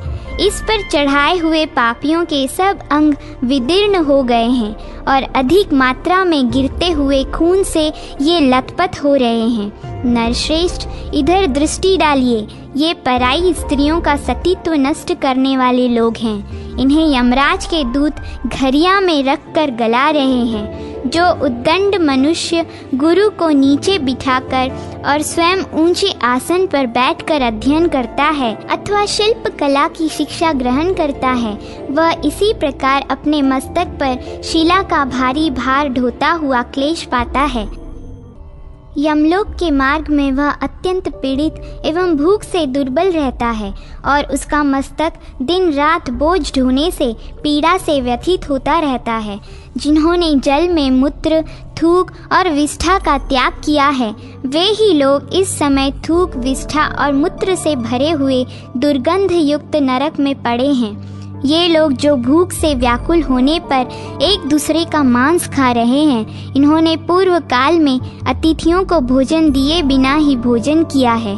जिन लोगों ने अग्निहोत्री होकर भी वेदों और वैदिक अग्नियों का परित्याग किया है, वे ही ये पर्वतों की चोटी से बारंबार नीचे गिराए जाते हैं।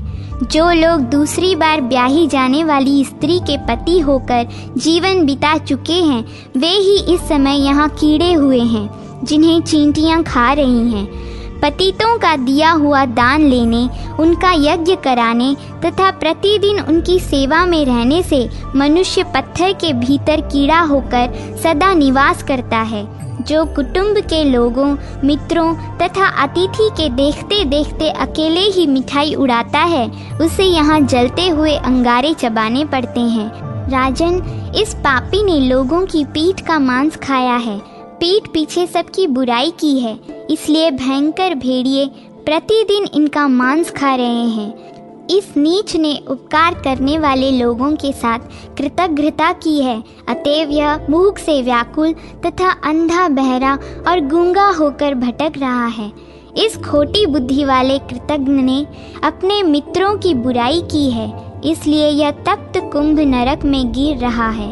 इसके बाद चक्कियों में पिसा जाएगा, फिर तपाई हुई बालू में भुना जाएगा, उसके बाद कोल्हू में पेरा जाएगा। तत्पश्चात 80 पत्र वन में इसे यातना दी जाएगी, फिर आरे से यह चीरा जाएगा, तदनंतर काल सूत्र से काटा जाएगा। इसके बाद और भी बहुत सी यातनाएं इसे भोगनी पड़ेंगी। इस पर भी मित्रों के साथ विश्वासघात करने के पाप से इसका उद्धार कैसे होगा, यह मैं भी नहीं जानता। जो ब्राह्मण एक दूसरे से मिलकर सदा श्राद्धान्न भोजन करने में ही आसक्त रहते हैं, उन्हें दुष्ट सर्पों के सर्वांग से निकला हुआ फेन पीना पड़ता है।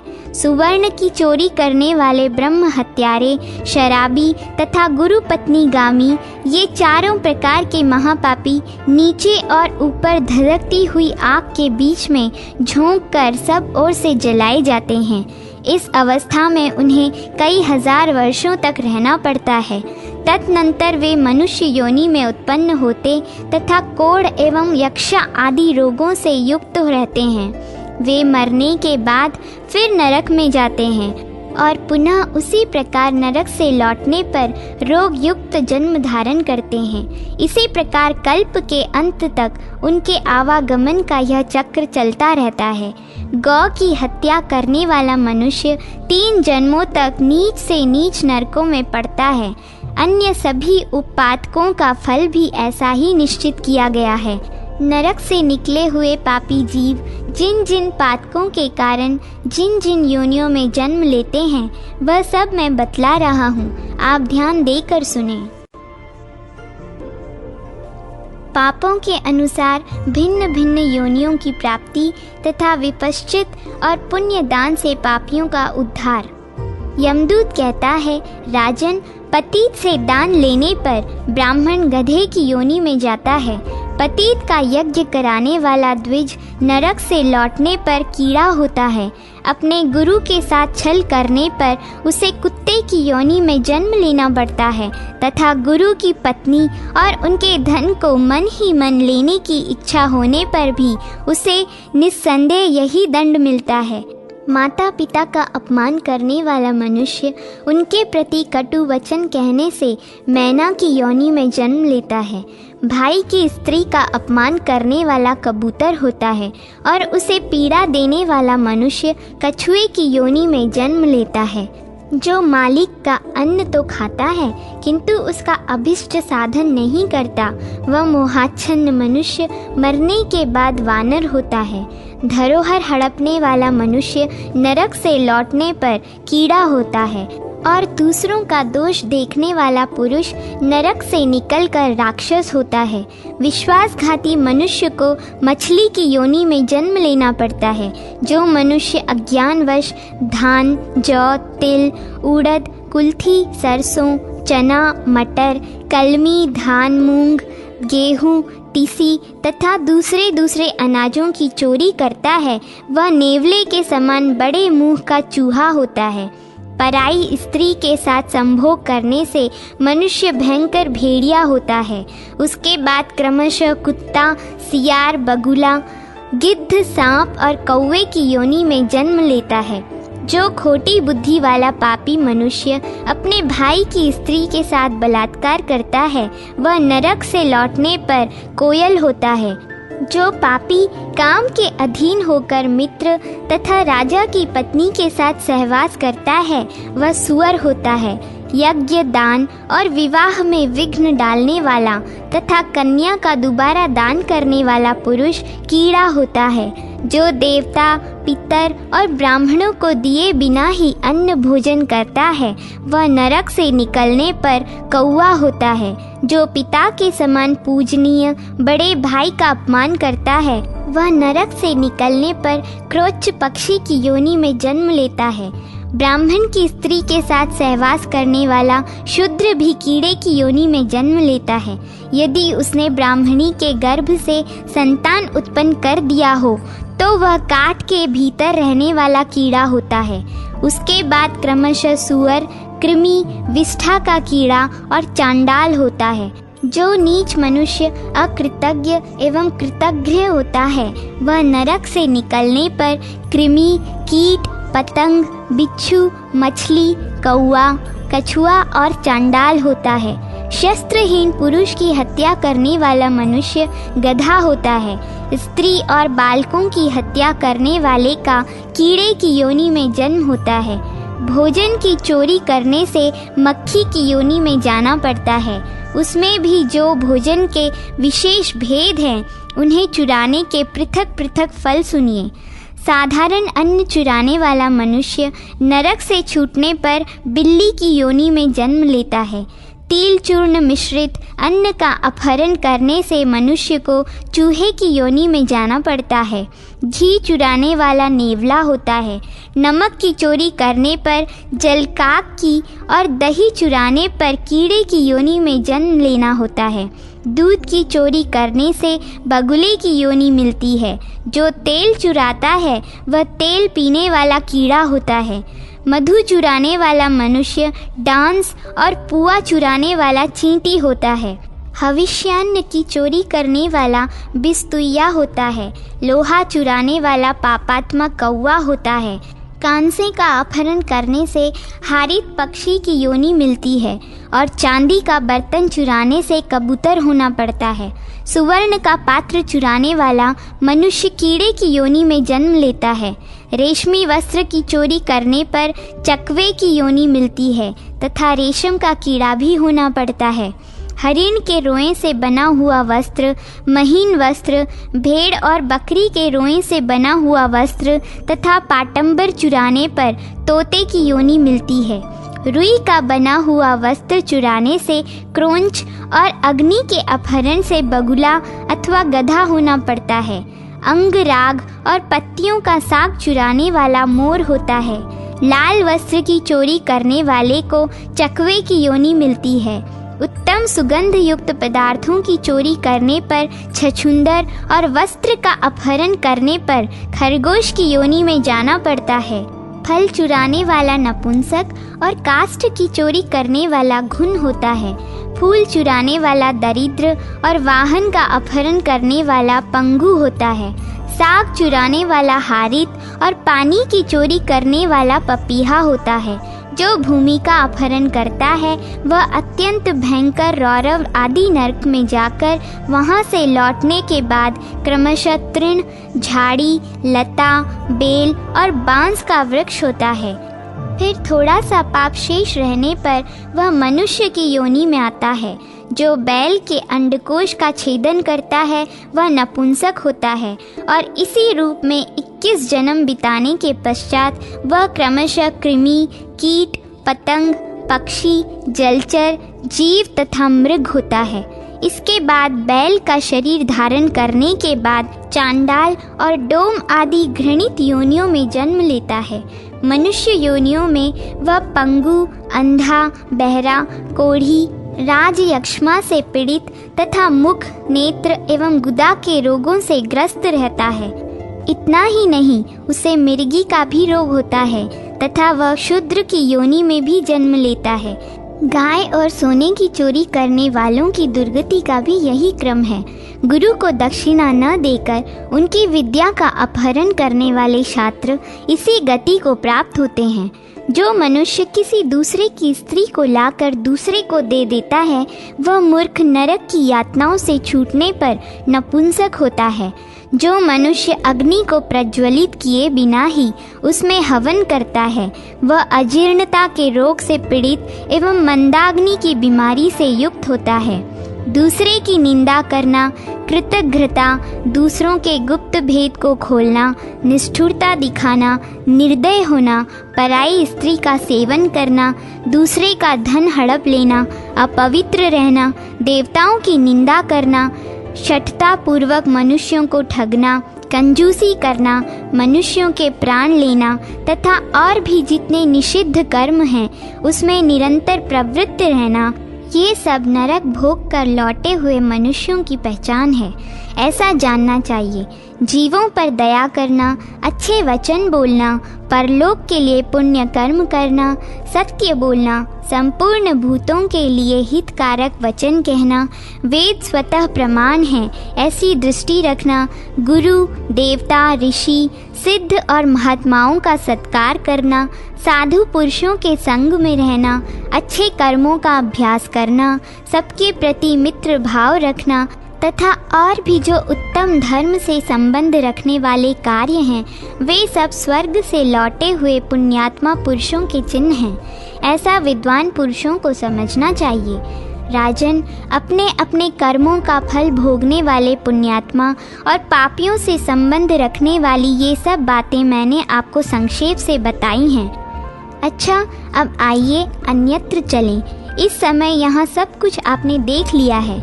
पुत्र कहता है, पिताजी। तदनंतर राजा विपश्चित यमदूत को आगे करके वहाँ से जाने को उद्यत हुए। यह देख यातना में पड़े हुए सभी मनुष्यों ने चिल्लाकर कहा, महाराज, हम पर कृपा कीजिए, 2 घड़ी और ठहर जाइए। आपके शरीर को छूकर बहने वाली वायु हमारे चित्त को आनंद प्रदान करती है और समस्त शरीरों में जो संताप, वेदना और बाधाएं हैं उनका नाश किए देती है। अतः नरश्रेष्ठ महीपते, हम पर अवश्य कृपा कीजिए।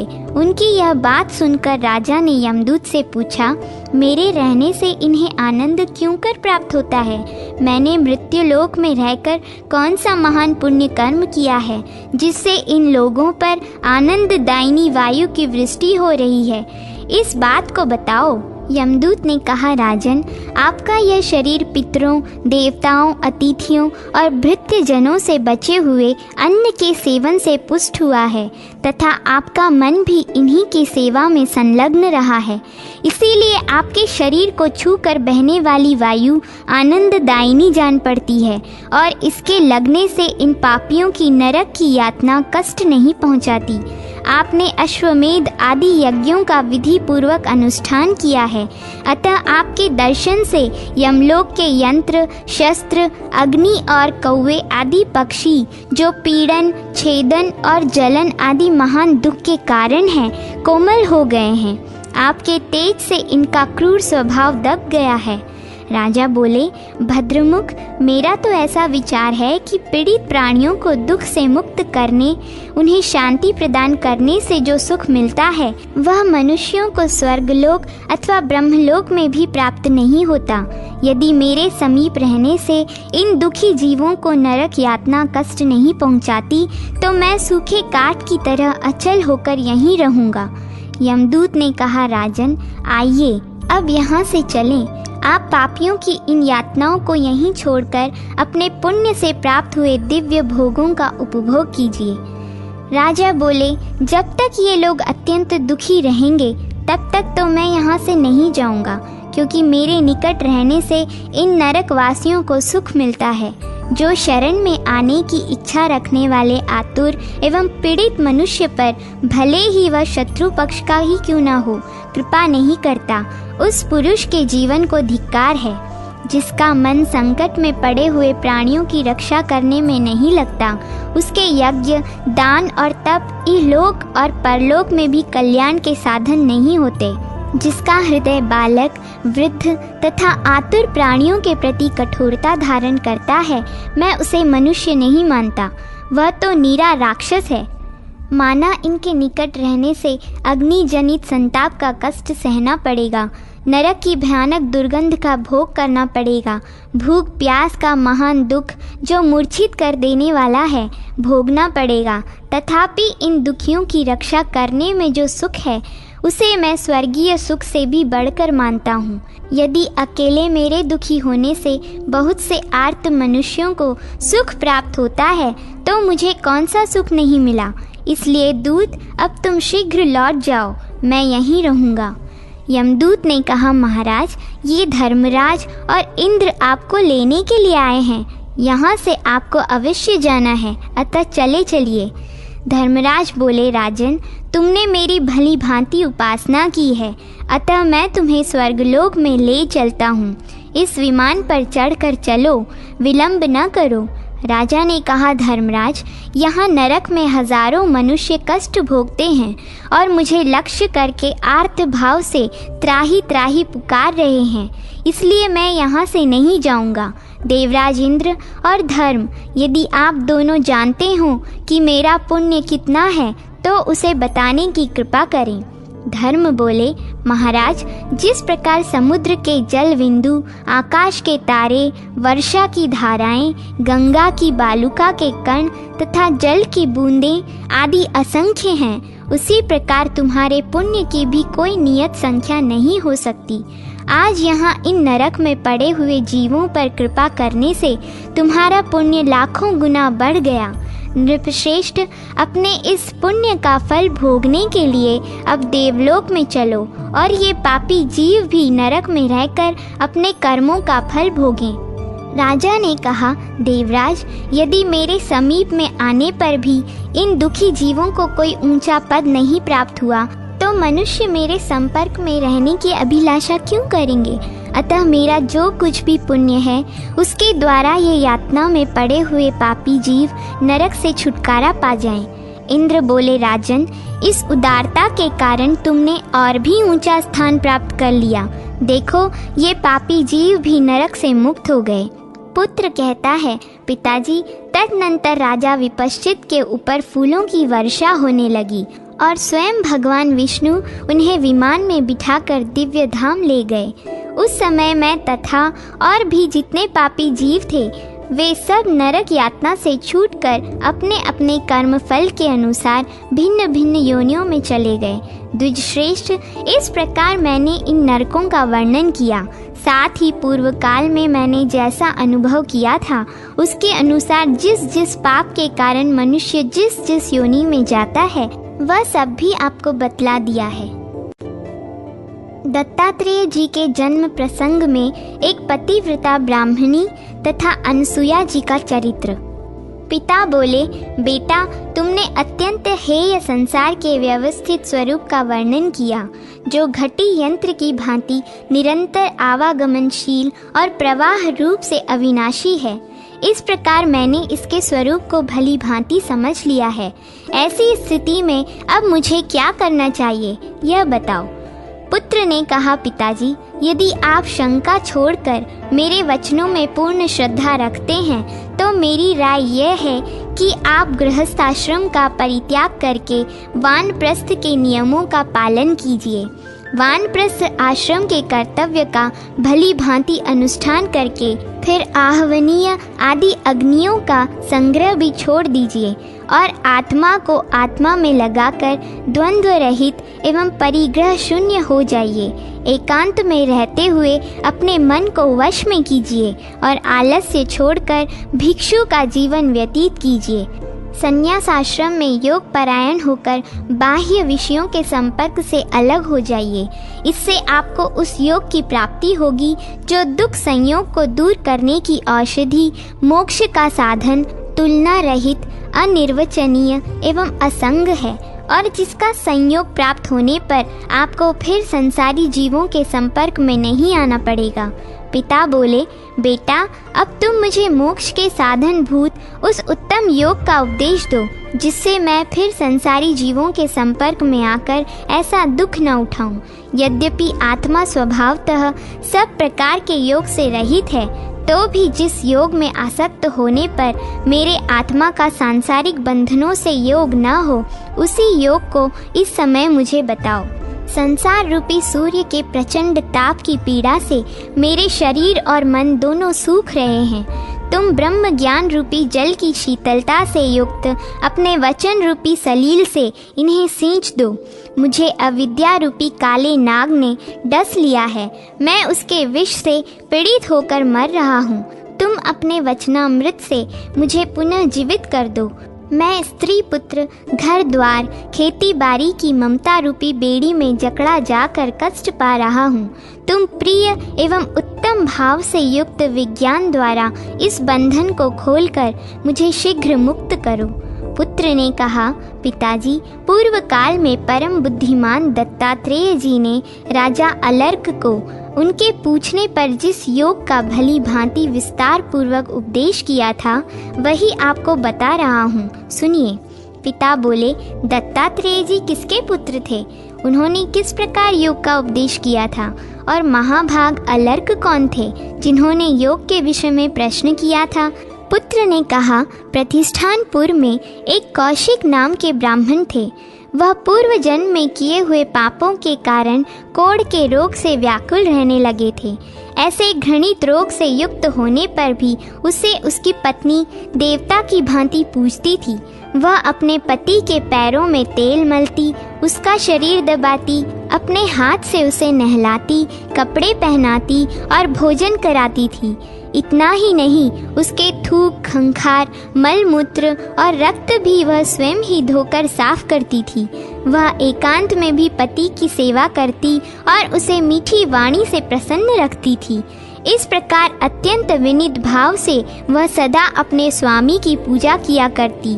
तो भी अधिक क्रोधी स्वभाव होने के कारण वह निष्ठुर प्रायः अपनी पत्नी को फटकारता ही रहता था। इतने पर भी वह उसके पैरों में पड़ती और उसे देवता के समान समझती थी। यद्यपि उसका शरीर अत्यंत घृणा के योग्य था, तो भी वह साध्वी उसे सबसे श्रेष्ठ मानती थी। कौशिक से चला फिरा नहीं जाता था, तो भी एक दिन उसने अपनी पत्नी से कहा, धर्मज्ञ, उस दिन मैंने घर पर बैठे बैठे ही सड़क पर जिस वैश्या को जाते देखा था, उसके घर में आज मुझे ले चलो, मुझे उससे मिला दो। वही मेरे हृदय में बसी हुई है। जब से मैंने उसे देखा है, तब से वह मेरे मन से दूर नहीं होती। यदि वह आज मेरा आलिंगन नहीं करेगी, तो कल तुम मुझे मरा हुआ देखोगी। मनुष्यों के लिए कामदेव प्रायः टेढ़ा होता है। उस वेश्या को बहुत लोग चाहते हैं और मुझमें उसके पास तक जाने की शक्ति नहीं है, इसलिए आज मुझे बड़ा संकट प्रतीत होता है। अपने कामातुर स्वामी का यह वचन सुनकर उत्तम कुल में उत्पन्न हुई इस परम सौभाग्यशालिनी पतिव्रता पत्नी ने अपनी कमर खूब कस ली और अधिक शुल्क लेकर पति को कंधे पर चढ़ा लिया। फिर धीरे धीरे वैश्या के घर की ओर प्रस्थान किया।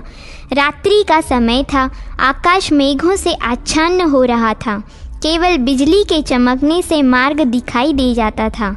ऐसी बेला में वह ब्राह्मणी अपने पति का अभीष्ट साधन करने के लिए राजमार्ग से चली जा रही थी। मार्ग में सूली थी, जिसके ऊपर चोर न होते हुए भी चोर के संदेह से मांडव्य नामक ब्राह्मण को चढ़ा दिया गया था। वे दुख से आतुर हो रहे थे। कौशिक पत्नी के कंधे पर बैठा था। उस अंधकार में देख न सकने के कारण उसने अपने पैरों से छू कर सूली को हिला दिया।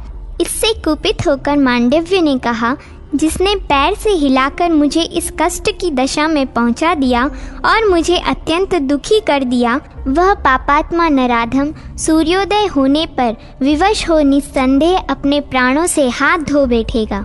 सूर्य का दर्शन होते ही उसका विनाश हो जाएगा। इस अत्यंत दारुण शाप को सुनकर उसकी पत्नी व्यथित होकर बोली, अब सूर्य का उदय ही नहीं होगा। तदनंतर सूर्योदय न होने के कारण बराबर रात ही रहने लगी। कितने ही दिनों के बराबर समय रात भर में ही बीत गया। इससे देवताओं को बड़ा भय हुआ। वे सोचने लगे, स्वाध्याय, वषटकार, स्वधा तथा स्वाहा से रहित होकर यह सारा जगत नष्ट हुए बिना कैसे रह सकता है। दिन रात की व्यवस्था हुए बिना मास और ऋतु का भी लोप हो जाएगा। उनके लोप होने से दक्षिणायन और उत्तरायण का भी ज्ञान नहीं होगा। अयन का ज्ञान हुए बिना वर्ष कैसे हो सकता है, और वर्ष के बिना काल का ज्ञान होना असंभव है। पतिव्रता के वचन से सूर्य का उदय ही नहीं होता। उसके बिना स्नान, दान आदि क्रियाएं बंद हो गई हैं। अग्निहोत्र और यज्ञ का अभाव भी दृष्टिगोचर होने लगा है। होम के बिना हम लोगों की तृप्ति नहीं होती। जब मनुष्य यज्ञ का यथोचित भाग देकर हमें तृप्त करते हैं, तब हम खेती की उपज के लिए वर्षा करके मनुष्यों पर अनुग्रह करते हैं।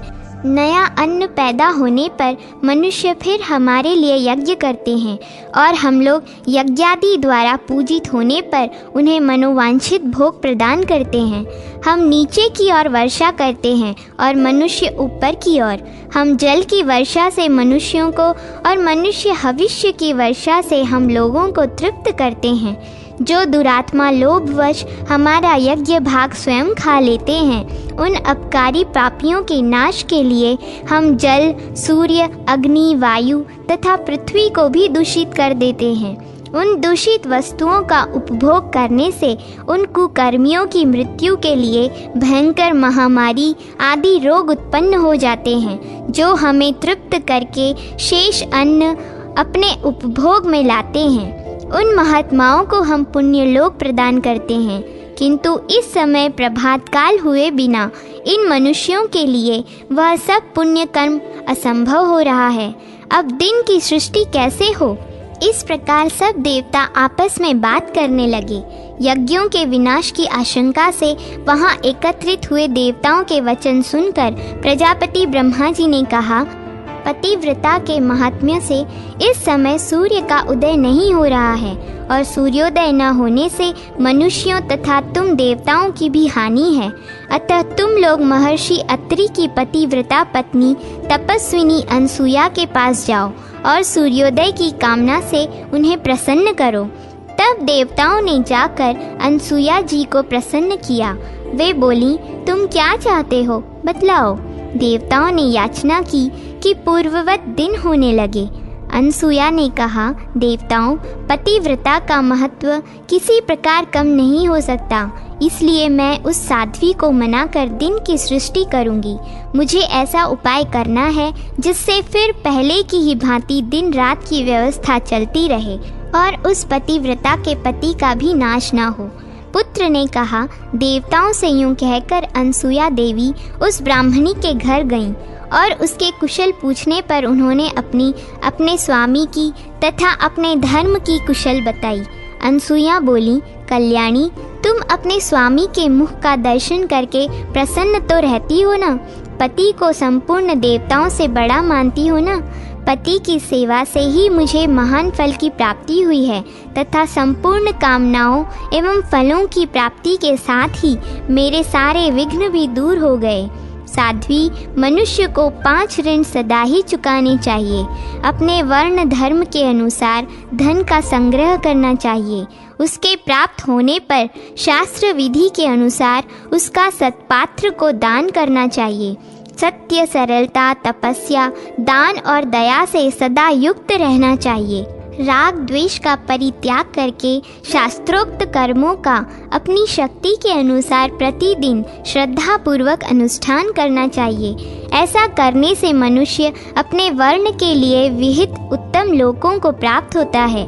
पतिव्रते इस प्रकार महान क्लेश उठाने पर पुरुषों को प्रजापत्य आदि लोकों की प्राप्ति होती है, परंतु स्त्रियां केवल पति की सेवा करने मात्र से पुरुषों के दुख सहकर उपार्जित किए हुए पुण्य का आधा भाग प्राप्त कर लेती हैं। स्त्रियों के लिए अलग यज्ञ, श्राद्ध या उपवास का विधान नहीं है। वे पति की सेवा मात्र से ही उन अभिष्ट लोकों को प्राप्त कर लेती हैं। अतः महाभागे, तुम्हें सदा पति की सेवा में अपना मन लगाना चाहिए, क्योंकि स्त्री के लिए पति ही परम गति है। पति जो देवताओं, पितरों तथा अतिथियों की सत्कार पूर्वक पूजा करता है, उसके भी पुण्य का आधा भाग स्त्री अनन्य चित्त से पति की सेवा करने मात्र से प्राप्त कर लेती है। अनसुया जी का वचन सुनकर पतिव्रता ब्राह्मणी ने बड़े आदर के साथ उनका पूजन किया और इस प्रकार कहा, स्वभावतः सबका कल्याण करने वाली देवी, स्वयं आप यहाँ पधार कर पति की सेवा में मेरी पुनः श्रद्धा बढ़ा रही हैं। इससे मैं धन्य हो गई हूँ। यह आपका मुझ पर बहुत बड़ा अनुग्रह है। इसी से देवताओं ने भी आज मुझ पर कृपा दृष्टि की है। मैं जानती हूँ कि स्त्रियों के लिए पति के समान दूसरी कोई गति नहीं है। पति में किया हुआ प्रेम इहलोक और परलोक में भी उपकार करने वाला होता है। यशस्विनी, पति के प्रसाद से ही नारी इस लोक और परलोक में भी सुख पाती है, क्योंकि पति ही नारी का देवता है। महाभागो, आज आप मेरे घर पर पधारी हैं। मुझसे अथवा मेरे इन पतिदेव से आपको जो भी कार्य हो उसे बताने की कृपा करें। अनसुया बोली, देवी, तुम्हारे वचन से दिन रात की व्यवस्था का लोप हो जाने के कारण शुभ कर्मों का अनुष्ठान बंद हो गया है। इसलिए ये इंद्र आदि देवता मेरे पास दुखी होकर आए हैं और प्रार्थना करते हैं कि दिन रात की व्यवस्था पहले की तरह अखंड रूप से चलती रहे। मैं इसी के लिए तुम्हारे पास आई हूँ। मेरी यह बात सुनो। दिन न होने से समस्त यज्ञ कर्मों का अभाव हो गया है और यज्ञों के अभाव से देवताओं की पुष्टि नहीं हो पाती है। अतः तपस्विनी, दिन के नाश से समस्त शुभ कर्मों का नाश हो जाएगा और उनके नाश से वृष्टि में बाधा पड़ने के कारण इस संसार का ही उच्छेद हो जाएगा।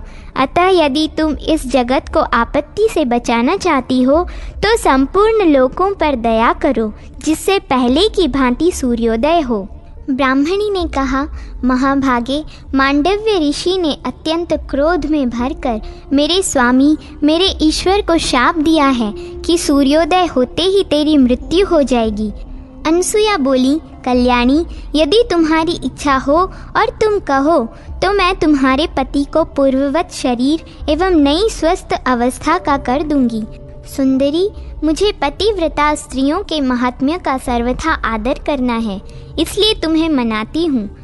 पुत्र कहता है, ब्राह्मणी के तथास्तु कहकर स्वीकार करने पर तपस्विनी अनसुया ने अर्घ्य हाथ में लेकर सूर्यदेव का आवाहन किया। उस समय तक 10 दिनों के बराबर रात बीत चुकी थी। तदनंतर भगवान सूर्य खिले हुए कमल के समान अरुण आकृति धारण किए अपने महान मंडल के साथ गिरिराज उदयाचल पर आरूढ़ हुए।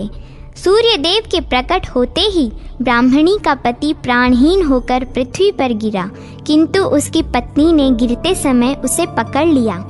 अनसुया बोली, भद्रे, तुम विषाद न करना। पति की सेवा से जो तपोबल मुझे प्राप्त हुआ है उसे तुम अभी देखो। विलंब की क्या आवश्यकता।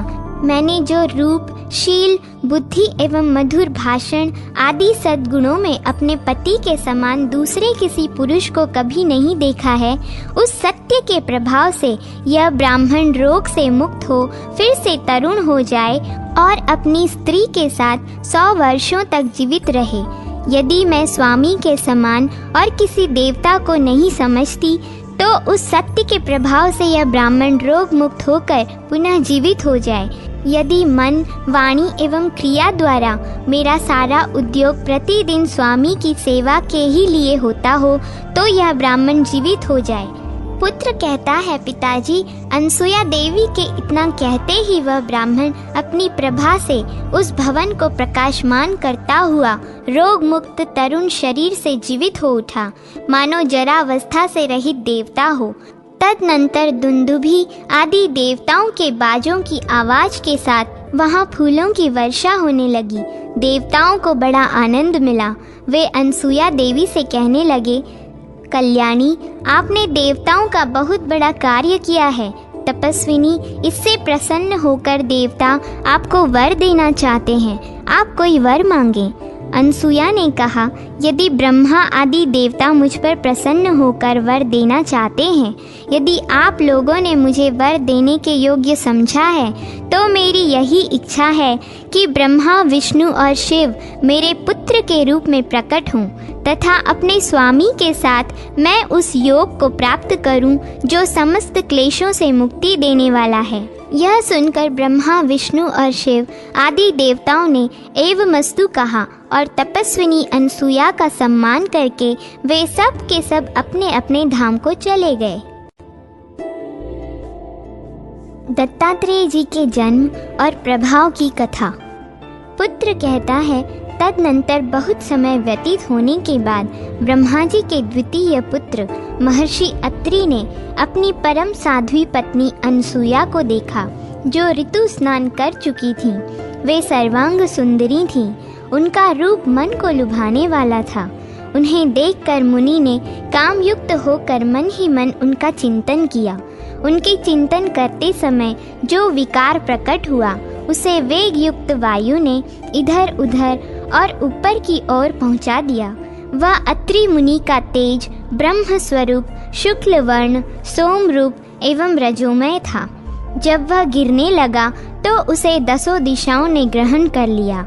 वहीं प्रजापति अत्रि के मानस पुत्र चंद्रमा के रूप में अनसुया से उत्पन्न हुआ, जो समस्त प्राणियों के जीवन का आधार है।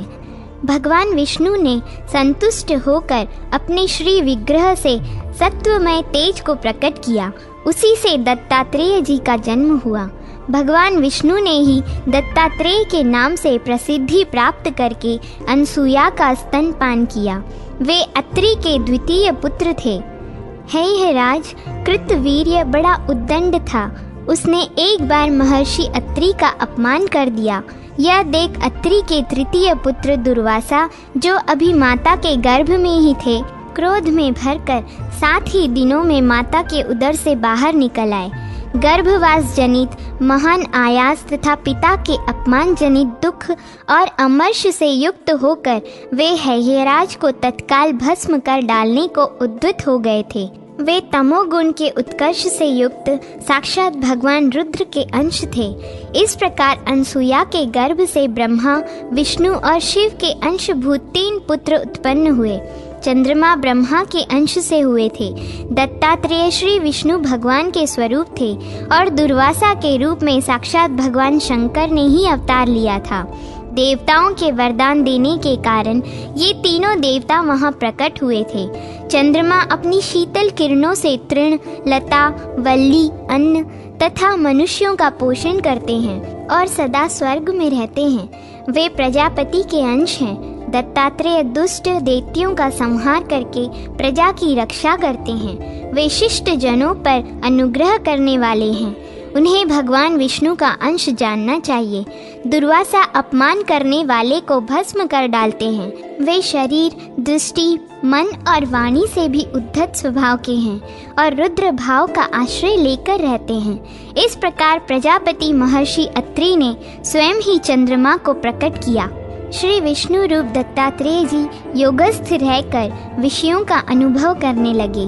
दुर्वासा अपने पिता माता को छोड़कर उन्मत्त नामक उत्तम व्रत का आश्रय ले पृथ्वी पर विचरने लगे। कुछ काल बीतने के पश्चात जब राजा कृतवीर्य स्वर्ग को पधारे और मंत्रियों, पुरोहितों तथा पूर्ववासियों ने राजकुमार अर्जुन को राज्याभिषेक के लिए बुलाया, तब उसने कहा, मंत्रियों, जो भविष्य में नरक को ले जाने वाला है वह राज्य में नहीं ग्रहण करूँगा। जिसके लिए प्रजाजनों से कर लिया जाता है, उस उद्देश्य का पालन न किया जाए तो राज्य लेना व्यर्थ है। वैश्य लोग अपने व्यापार से होने वाली आय का 12वां भाग राजा को इसलिए देते हैं कि वे मार्ग में लुटेरों द्वारा लूटे न जाएं। राजकीय अर्थ रक्षकों के द्वारा सुरक्षित होकर वे वाणिज्य के लिए यात्रा कर सकें। ग्वाले, घी और तक्र आदि का तथा किसान अनाज का 6वां भाग राजा को इसी उद्देश्य से अर्पण करते हैं। यदि राजा वैश्यों से संपूर्ण आय का अधिकांश भाग ले तो वह चोर का काम करता है। इससे उसके इष्ट और पूर्त कर्मों का नाश होता है। यदि राजा को कर देकर भी प्रजा को दूसरी वृत्तियों का आश्रय लेना पड़े, उसकी रक्षा राजा के अतिरिक्त किन्हीं अन्य व्यक्तियों द्वारा हो, तो उस अवस्था में कर लेने वाले राजा को निश्चय ही नरक में जाना पड़ता है। प्रजा की आय का जो 6वां भाग है, उसे पूर्व काल के महर्षियों ने राजा के लिए प्रजा की रक्षा का वेतन नियत किया है। यदि चोरों से वह प्रजा की रक्षा न कर सका तो इसका पाप राजा को ही होता है। इसलिए यदि मैं तपस्या करके अपनी इच्छा के अनुसार योगी का पद प्राप्त कर लूं, तो मैं पृथ्वी के पालन की शक्ति से युक्त एकमात्र राजा हो सकता हूँ। ऐसी दशा में अपने उत्तरदायित्व का पूर्ण निर्वाह करने के कारण मुझे पाप का भागी नहीं होना पड़ेगा। उसके इस निश्चय को जानकर मंत्रियों के मध्य में बैठे हुए परम बुद्धिमान वयोवृद्ध मुनि श्रेष्ठ गर्ग ने कहा, राजकुमार, यदि तुम राज्य का यथावत पालन करने के लिए ऐसा करना चाहते हो तो मेरी बात सुनो और वैसा ही करो। महाभाग दत्तात्रेय मुनि सह्य पर्वत की गुफा में रहते हैं। तुम उन्हीं की आराधना करो, वे तीनों लोकों की रक्षा करते हैं। दत्तात्रेय जी योग युक्त, परम सौभाग्यशाली, सर्वत्र समदर्शी तथा विश्व पालक भगवान विष्णु के अंश रूप से इस पृथ्वी पर अवतीर्ण हुए हैं। उन्हीं की आराधना करके इंद्र ने दुरात्मा दैत्यों द्वारा छीने हुए अपने पद को प्राप्त किया तथा दैत्यों को मार भगाया है। अर्जुन ने पूछा, महर्षि, देवताओं ने परम प्रतापी दत्तात्रेय जी की आराधना किस प्रकार की थी तथा दैत्यों द्वारा छीने हुए इंद्र पद को देवराज ने कैसे प्राप्त किया था? गर्ग ने कहा, पूर्व काल में देवताओं और दैत्यों में बड़ा भयंकर युद्ध हुआ था। उस युद्ध में दैत्यों का नायक जंभ था और देवताओं के स्वामी इंद्र। उन्हें युद्ध करते एक दिव्य वर्ष व्यतीत हो गया था। उसके बाद देवता हार गए और दैत्य विजयी हुए। विप्रचित्ति आदि दानवों ने जब देवताओं को परास्त कर दिया तब वे युद्ध से भागने लगे। अब उनमें शत्रुओं को जीतने का उत्साह न रह गया। फिर वे दैत्य सेना के वध की इच्छा से बृहस्पति जी के पास आए और उनके तथा वालखिल्य आदि महर्षियों के साथ बैठकर मंत्रणा करने लगे। बृहस्पति जी ने कहा, देवताओं, तुम अत्रि के तपस्वी पुत्र महात्मा दत्तात्रेय के पास जाओ और उन्हें भक्ति पूर्वक संतुष्ट करो। उनमें वर देने की शक्ति है। वह तुम्हें दैत्यों का नाश करने के लिए वर देंगे। तत्पश्चात तुम लोग मिलकर दैत्यों और दानवों का वध कर सकोगे। गर्ग ने कहा, उनके ऐसा कहने पर देवगण दत्तात्रेय के आश्रम पर गए और वहां लक्ष्मी जी के साथ उन महात्मा का दर्शन किया। सबसे पहले उन्होंने अपना कार्य साधन करने के लिए उन्हें प्रणाम किया, फिर स्तवन किया, भक्ष्य भोज और माला आदि वस्तुएं भेंट की। इस प्रकार वे आराधना में लग गए। जब दत्तात्रेय जी चलते तो देवता भी उनके पीछे पीछे जाते। जब वे खड़े होते तो देवता भी ठहर जाते और जब वे ऊंचे आसन पर बैठते तो देवता नीचे खड़े रहकर उनकी उपासना करते। एक दिन पैरों पर पड़े हुए देवताओं से दत्तात्रेय जी ने पूछा, तुम लोग क्या चाहते हो जो मेरी इस प्रकार सेवा करते रहते हो? देवता बोले, मुनिश्रेष्ठ, जंब आदि दानवों ने त्रिलोकी पर आक्रमण करके भूलोक और भुवलोक आदि पर अधिकार जमा लिया है और संपूर्ण यज्ञ भाग भी हर लिए हैं। अतः आप हमारी रक्षा के लिए उनके वध का विचार कीजिए। आपकी कृपा से हम पुनः स्वर्गलोक प्राप्त करना चाहते हैं। जगन्नाथ, आप निष्पाप एवं निर्लेप हैं। विद्या के प्रभाव से शुद्ध हुए आपके अंतःकरण में ज्ञान की किरणें फैल रही हैं। दत्तात्रेय जी ने कहा, देवताओं, यह सत्य है कि मेरे पास विद्या है और मैं समदर्शी भी हूँ, तथापि इस नारी के संग से मैं दूषित हो रहा हूँ, क्योंकि स्त्री का निरंतर सहयोग दोष का ही कारण होता है। उनके ऐसा कहने पर देवता फिर बोले, द्विजश्रेष्ठ, ये साक्षात जगन माता लक्ष्मी है। इनमें पाप का लेश भी नहीं है, अतः ये कभी दूषित नहीं होती। जैसे सूर्य की किरणें ब्राह्मण और चांडाल दोनों पर पड़ती हैं किंतु अपवित्र नहीं होती। देवताओं के ऐसे कहने पर दत्तात्रेय जी ने हंसकर कहा, यदि तुम लोगों का ऐसा ही विचार है तो समस्त असुरों को युद्ध के लिए यहीं मेरे सामने बुला लाओ। विलंब न करो। मेरे दृष्टिपात जनित अग्नि से उनके बल और तेज दोनों क्षीण हो जाएंगे और इस प्रकार वे सब के सब मेरी दृष्टि में पड़कर नष्ट हो जाएंगे। उनकी यह बात सुनकर देवताओं ने महाबली दैत्यों को युद्ध के लिए ललकारा तथा वे क्रोध में भरकर देवताओं पर टूट पड़े। दैत्यों की मार खाकर देवता भय से व्याकुल हो गए और शरण पाने की इच्छा से शीघ्र ही भागकर दत्तात्रेय जी के आश्रम पर गए। दैत्य भी देवताओं को काल के गाल में भेजने के लिए उसी जगह जा पहुँचे। वहाँ उन्होंने महाबली महात्मा दत्तात्रेय जी को देखा। उनके वाम भाग में चंद्रमुखी लक्ष्मी जी विराजमान थीं, जो उनकी प्रिय पत्नी एवं संपूर्ण जगत के लोगों का कल्याण करने वाली हैं। वे सर्वांग सुंदरी लक्ष्मी स्त्री समुचित संपूर्ण उत्तम गुणों से विभूषित थीं और मीठी वाणी में भगवान से वार्तालाप कर रही थीं। उन्हें सामने देखकर दैत्यों के मन में उन्हें प्राप्त करने की इच्छा हो गई। वे अपने बढ़ते हुए काम के वेग को रोक न सके। अब तो उन्होंने देवताओं का पीछा छोड़ दिया और लक्ष्मी जी को हर लेने का विचार किया। उस पाप से मोहित हो जाने के कारण उनकी सारी शक्ति क्षीण हो गई। वे आसक्त होकर आपस में कहने लगे, यह स्त्री त्रिभुवन का सारभूत रत्न है।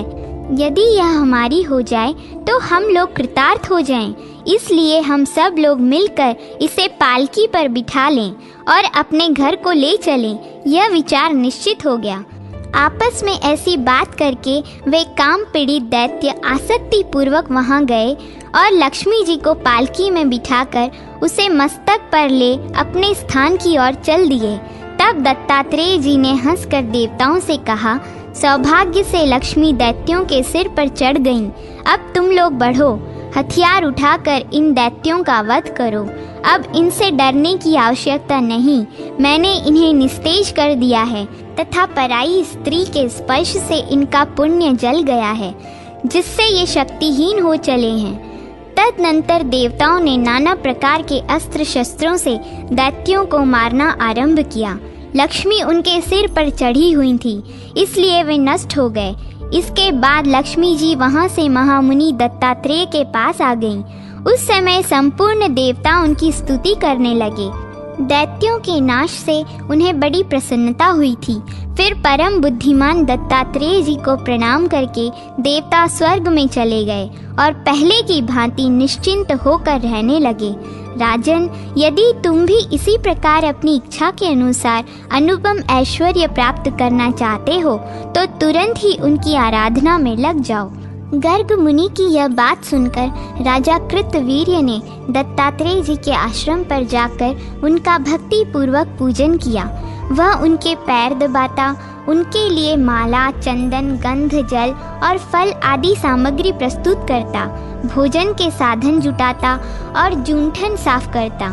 इससे संतुष्ट होकर मुनि ने कृतवीर्य से कहा, अरे भैया, तुम देखते हो मेरे पास यह स्त्री बैठी हुई है। मैं इसके उपभोग से निंदा का पात्र हो रहा हूँ, अतः मेरी सेवा तुम्हें नहीं करनी चाहिए। मैं कुछ भी करने में असमर्थ हूँ। तुम अपने उपकार के लिए किसी शक्तिशाली पुरुष की आराधना करो। उनके इस प्रकार कहने पर कृतवीर्य अर्जुन को गर्ग जी की बात का स्मरण हो आया। उसने दत्तात्रेय जी को प्रणाम करके कहा, देव, आप अपनी माया का आश्रय लेकर मुझे क्यों अपनी माया में डाल रहे हैं? आप सर्वथा निष्पाप हैं। इसी प्रकार ये देवी भी संपूर्ण जगत की जननी है। अर्जुन के यूं कहने पर भगवान ने संपूर्ण भूमंडल को वश में करने वाले महाभाग कृतवीर्य से कहा, राजन, तुमने मेरे गूढ़ रहस्य का कथन किया है, इसलिए मैं तुम पर बहुत संतुष्ट हूँ। तुम कोई वर मांगो। कृतवीर्य ने कहा, देव, यदि आप मुझ पर प्रसन्न हैं तो मुझे ऐसी उत्तम ऐश्वर्य शक्ति प्रदान कीजिए जिससे मैं प्रजा का पालन करूं और अधर्म का भागी न बनूं। मैं दूसरों के मन की बात जान लूं और युद्ध में कोई मेरा सामना न कर सके। युद्ध करते समय मुझे 1000 भुजाएं प्राप्त हों, किंतु वे इतनी हल्की हों जिससे मेरे शरीर पर भार न पड़े। पर्वत, आकाश, जल, पृथ्वी और पाताल में मेरी अबाध गति हो। मेरा वध मेरी अपेक्षा श्रेष्ठ पुरुष के हाथ से हो। यदि कभी मैं कुमार्ग में प्रवृत्त हूँ तो मुझे सन्मार्ग दिखाने वाला उपदेशक प्राप्त हो। मुझे श्रेष्ठ अतिथि प्राप्त हो और निरंतर दान करते रहने पर भी मेरा धन कभी क्षीण न हो। मेरे स्मरण करने मात्र से संपूर्ण राष्ट्र में धन का अभाव दूर हो जाए तथा आप में मेरी अनन्य भक्ति बनी रहे। दत्तात्रेय जी बोले, तुमने जो जो वरदान मांगे हैं वे सब तुम्हें प्राप्त होंगे। तुम मेरे प्रसाद से चक्रवर्ती सम्राट होगे। सुमति कहते हैं, तदनंतर दत्तात्रेय जी को प्रणाम करके अर्जुन अपने घर गया और समस्त प्रजा एवं अमात्य वर्ग के लोगों को एकत्रित करके उसने राज्याभिषेक ग्रहण किया।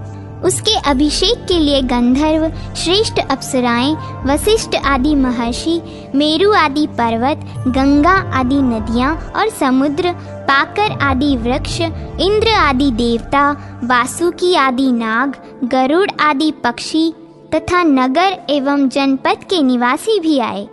श्री दत्तात्रेय जी की कृपा से अभिषेक की सब सामग्री अपने आप जुट गई थी।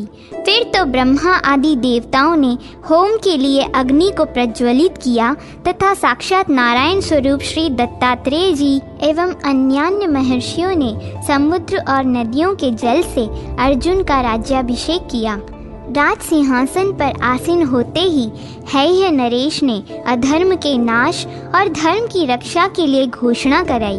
दत्तात्रेय जी से उत्तम ऐश्वर्य शक्ति पाकर वे बड़े शक्तिशाली हो गए थे। राजा की घोषणा इस प्रकार थी, आज से मुझको छोड़कर जो कोई भी शस्त्र ग्रहण करेगा अथवा दूसरों की हिंसा में प्रवृत्त होगा वह लुटेरा समझा जाएगा और मेरे हाथ से उसका वध होगा। ऐसी आज्ञा के जारी होने पर उस राज्य में महापराक्रमी नरश्रेष्ठ राजा अर्जुन को छोड़कर दूसरा कोई मनुष्य शस्त्र धारण नहीं करता था। स्वयं राजा ही गांवों, पशुओं, खेतों एवं द्विजातियों की रक्षा करते थे। तपस्वियों तथा व्यापारियों के समुदाय की रक्षा भी वे स्वयं ही करते थे। लुटेरे, सर्प, अग्नि तथा शस्त्र आदि से भयभीत मनुष्यों का तथा अन्य प्रकार की आपत्तियों में मग्न हुए मानवों का वे स्मरण करने मात्र से तत्काल उद्धार कर देते थे। उनके राज्य में धन का अभाव कभी नहीं होता था। उन्होंने अनेक ऐसे यज्ञ किए जिनके पूर्ण होने पर ब्राह्मणों को प्रचुर दक्षिणाएं दी जाती थीं। उन्होंने कठोर तपस्या की और संग्रामों में भी महान पराक्रम दिखाया। उनकी समृद्धि और बढ़ा हुआ सम्मान देखकर अंगिरा मुनि ने कहा, अन्य राजा लोग यज्ञ, दान, तपस्या अथवा संग्राम में पराक्रम दिखाने में राजा कृतवीर्य की तुलना नहीं कर सकते। राजा अर्जुन ने जिस दिन दत्तात्रेय जी से समृद्धि प्राप्त की थी, उस दिन के आने पर वह उनके लिए यज्ञ करता था और सारी प्रजा भी राजा को परम ऐश्वर्य की प्राप्ति हुई देख उसी दिन एकाग्र चित्त से दत्तात्रेय जी का यजन करती थी। इस प्रकार चराचर गुरु भगवान विष्णु के स्वरूप भूत महात्मा दत्तात्रेय जी की महिमा का वर्णन किया गया है। शंख, चक्र, गदा एवं शांग धनुष धारण करने वाले अनंत एवं अप्रमेय भगवान विष्णु के अनेक अवतार पुराणों में वर्णित हैं। जो मनुष्य उनके परम स्वरूप का चिंतन करता है वह सुखी होता है और संसार से उसका शीघ्र ही उद्धार हो जाता है। वे आदि अंत रहित भगवान विष्णु अधर्म के नाश और धर्म के प्रचार के लिए ही संसार की रक्षा और पालन करते हैं। अब मैं इसी प्रकार पितृभक्त राजश्री महात्मा अलर्क के जन्म का वृत्तांत बतलाता हूँ, क्योंकि दत्तात्रेय जी ने उन्हीं को योग का उपदेश दिया था।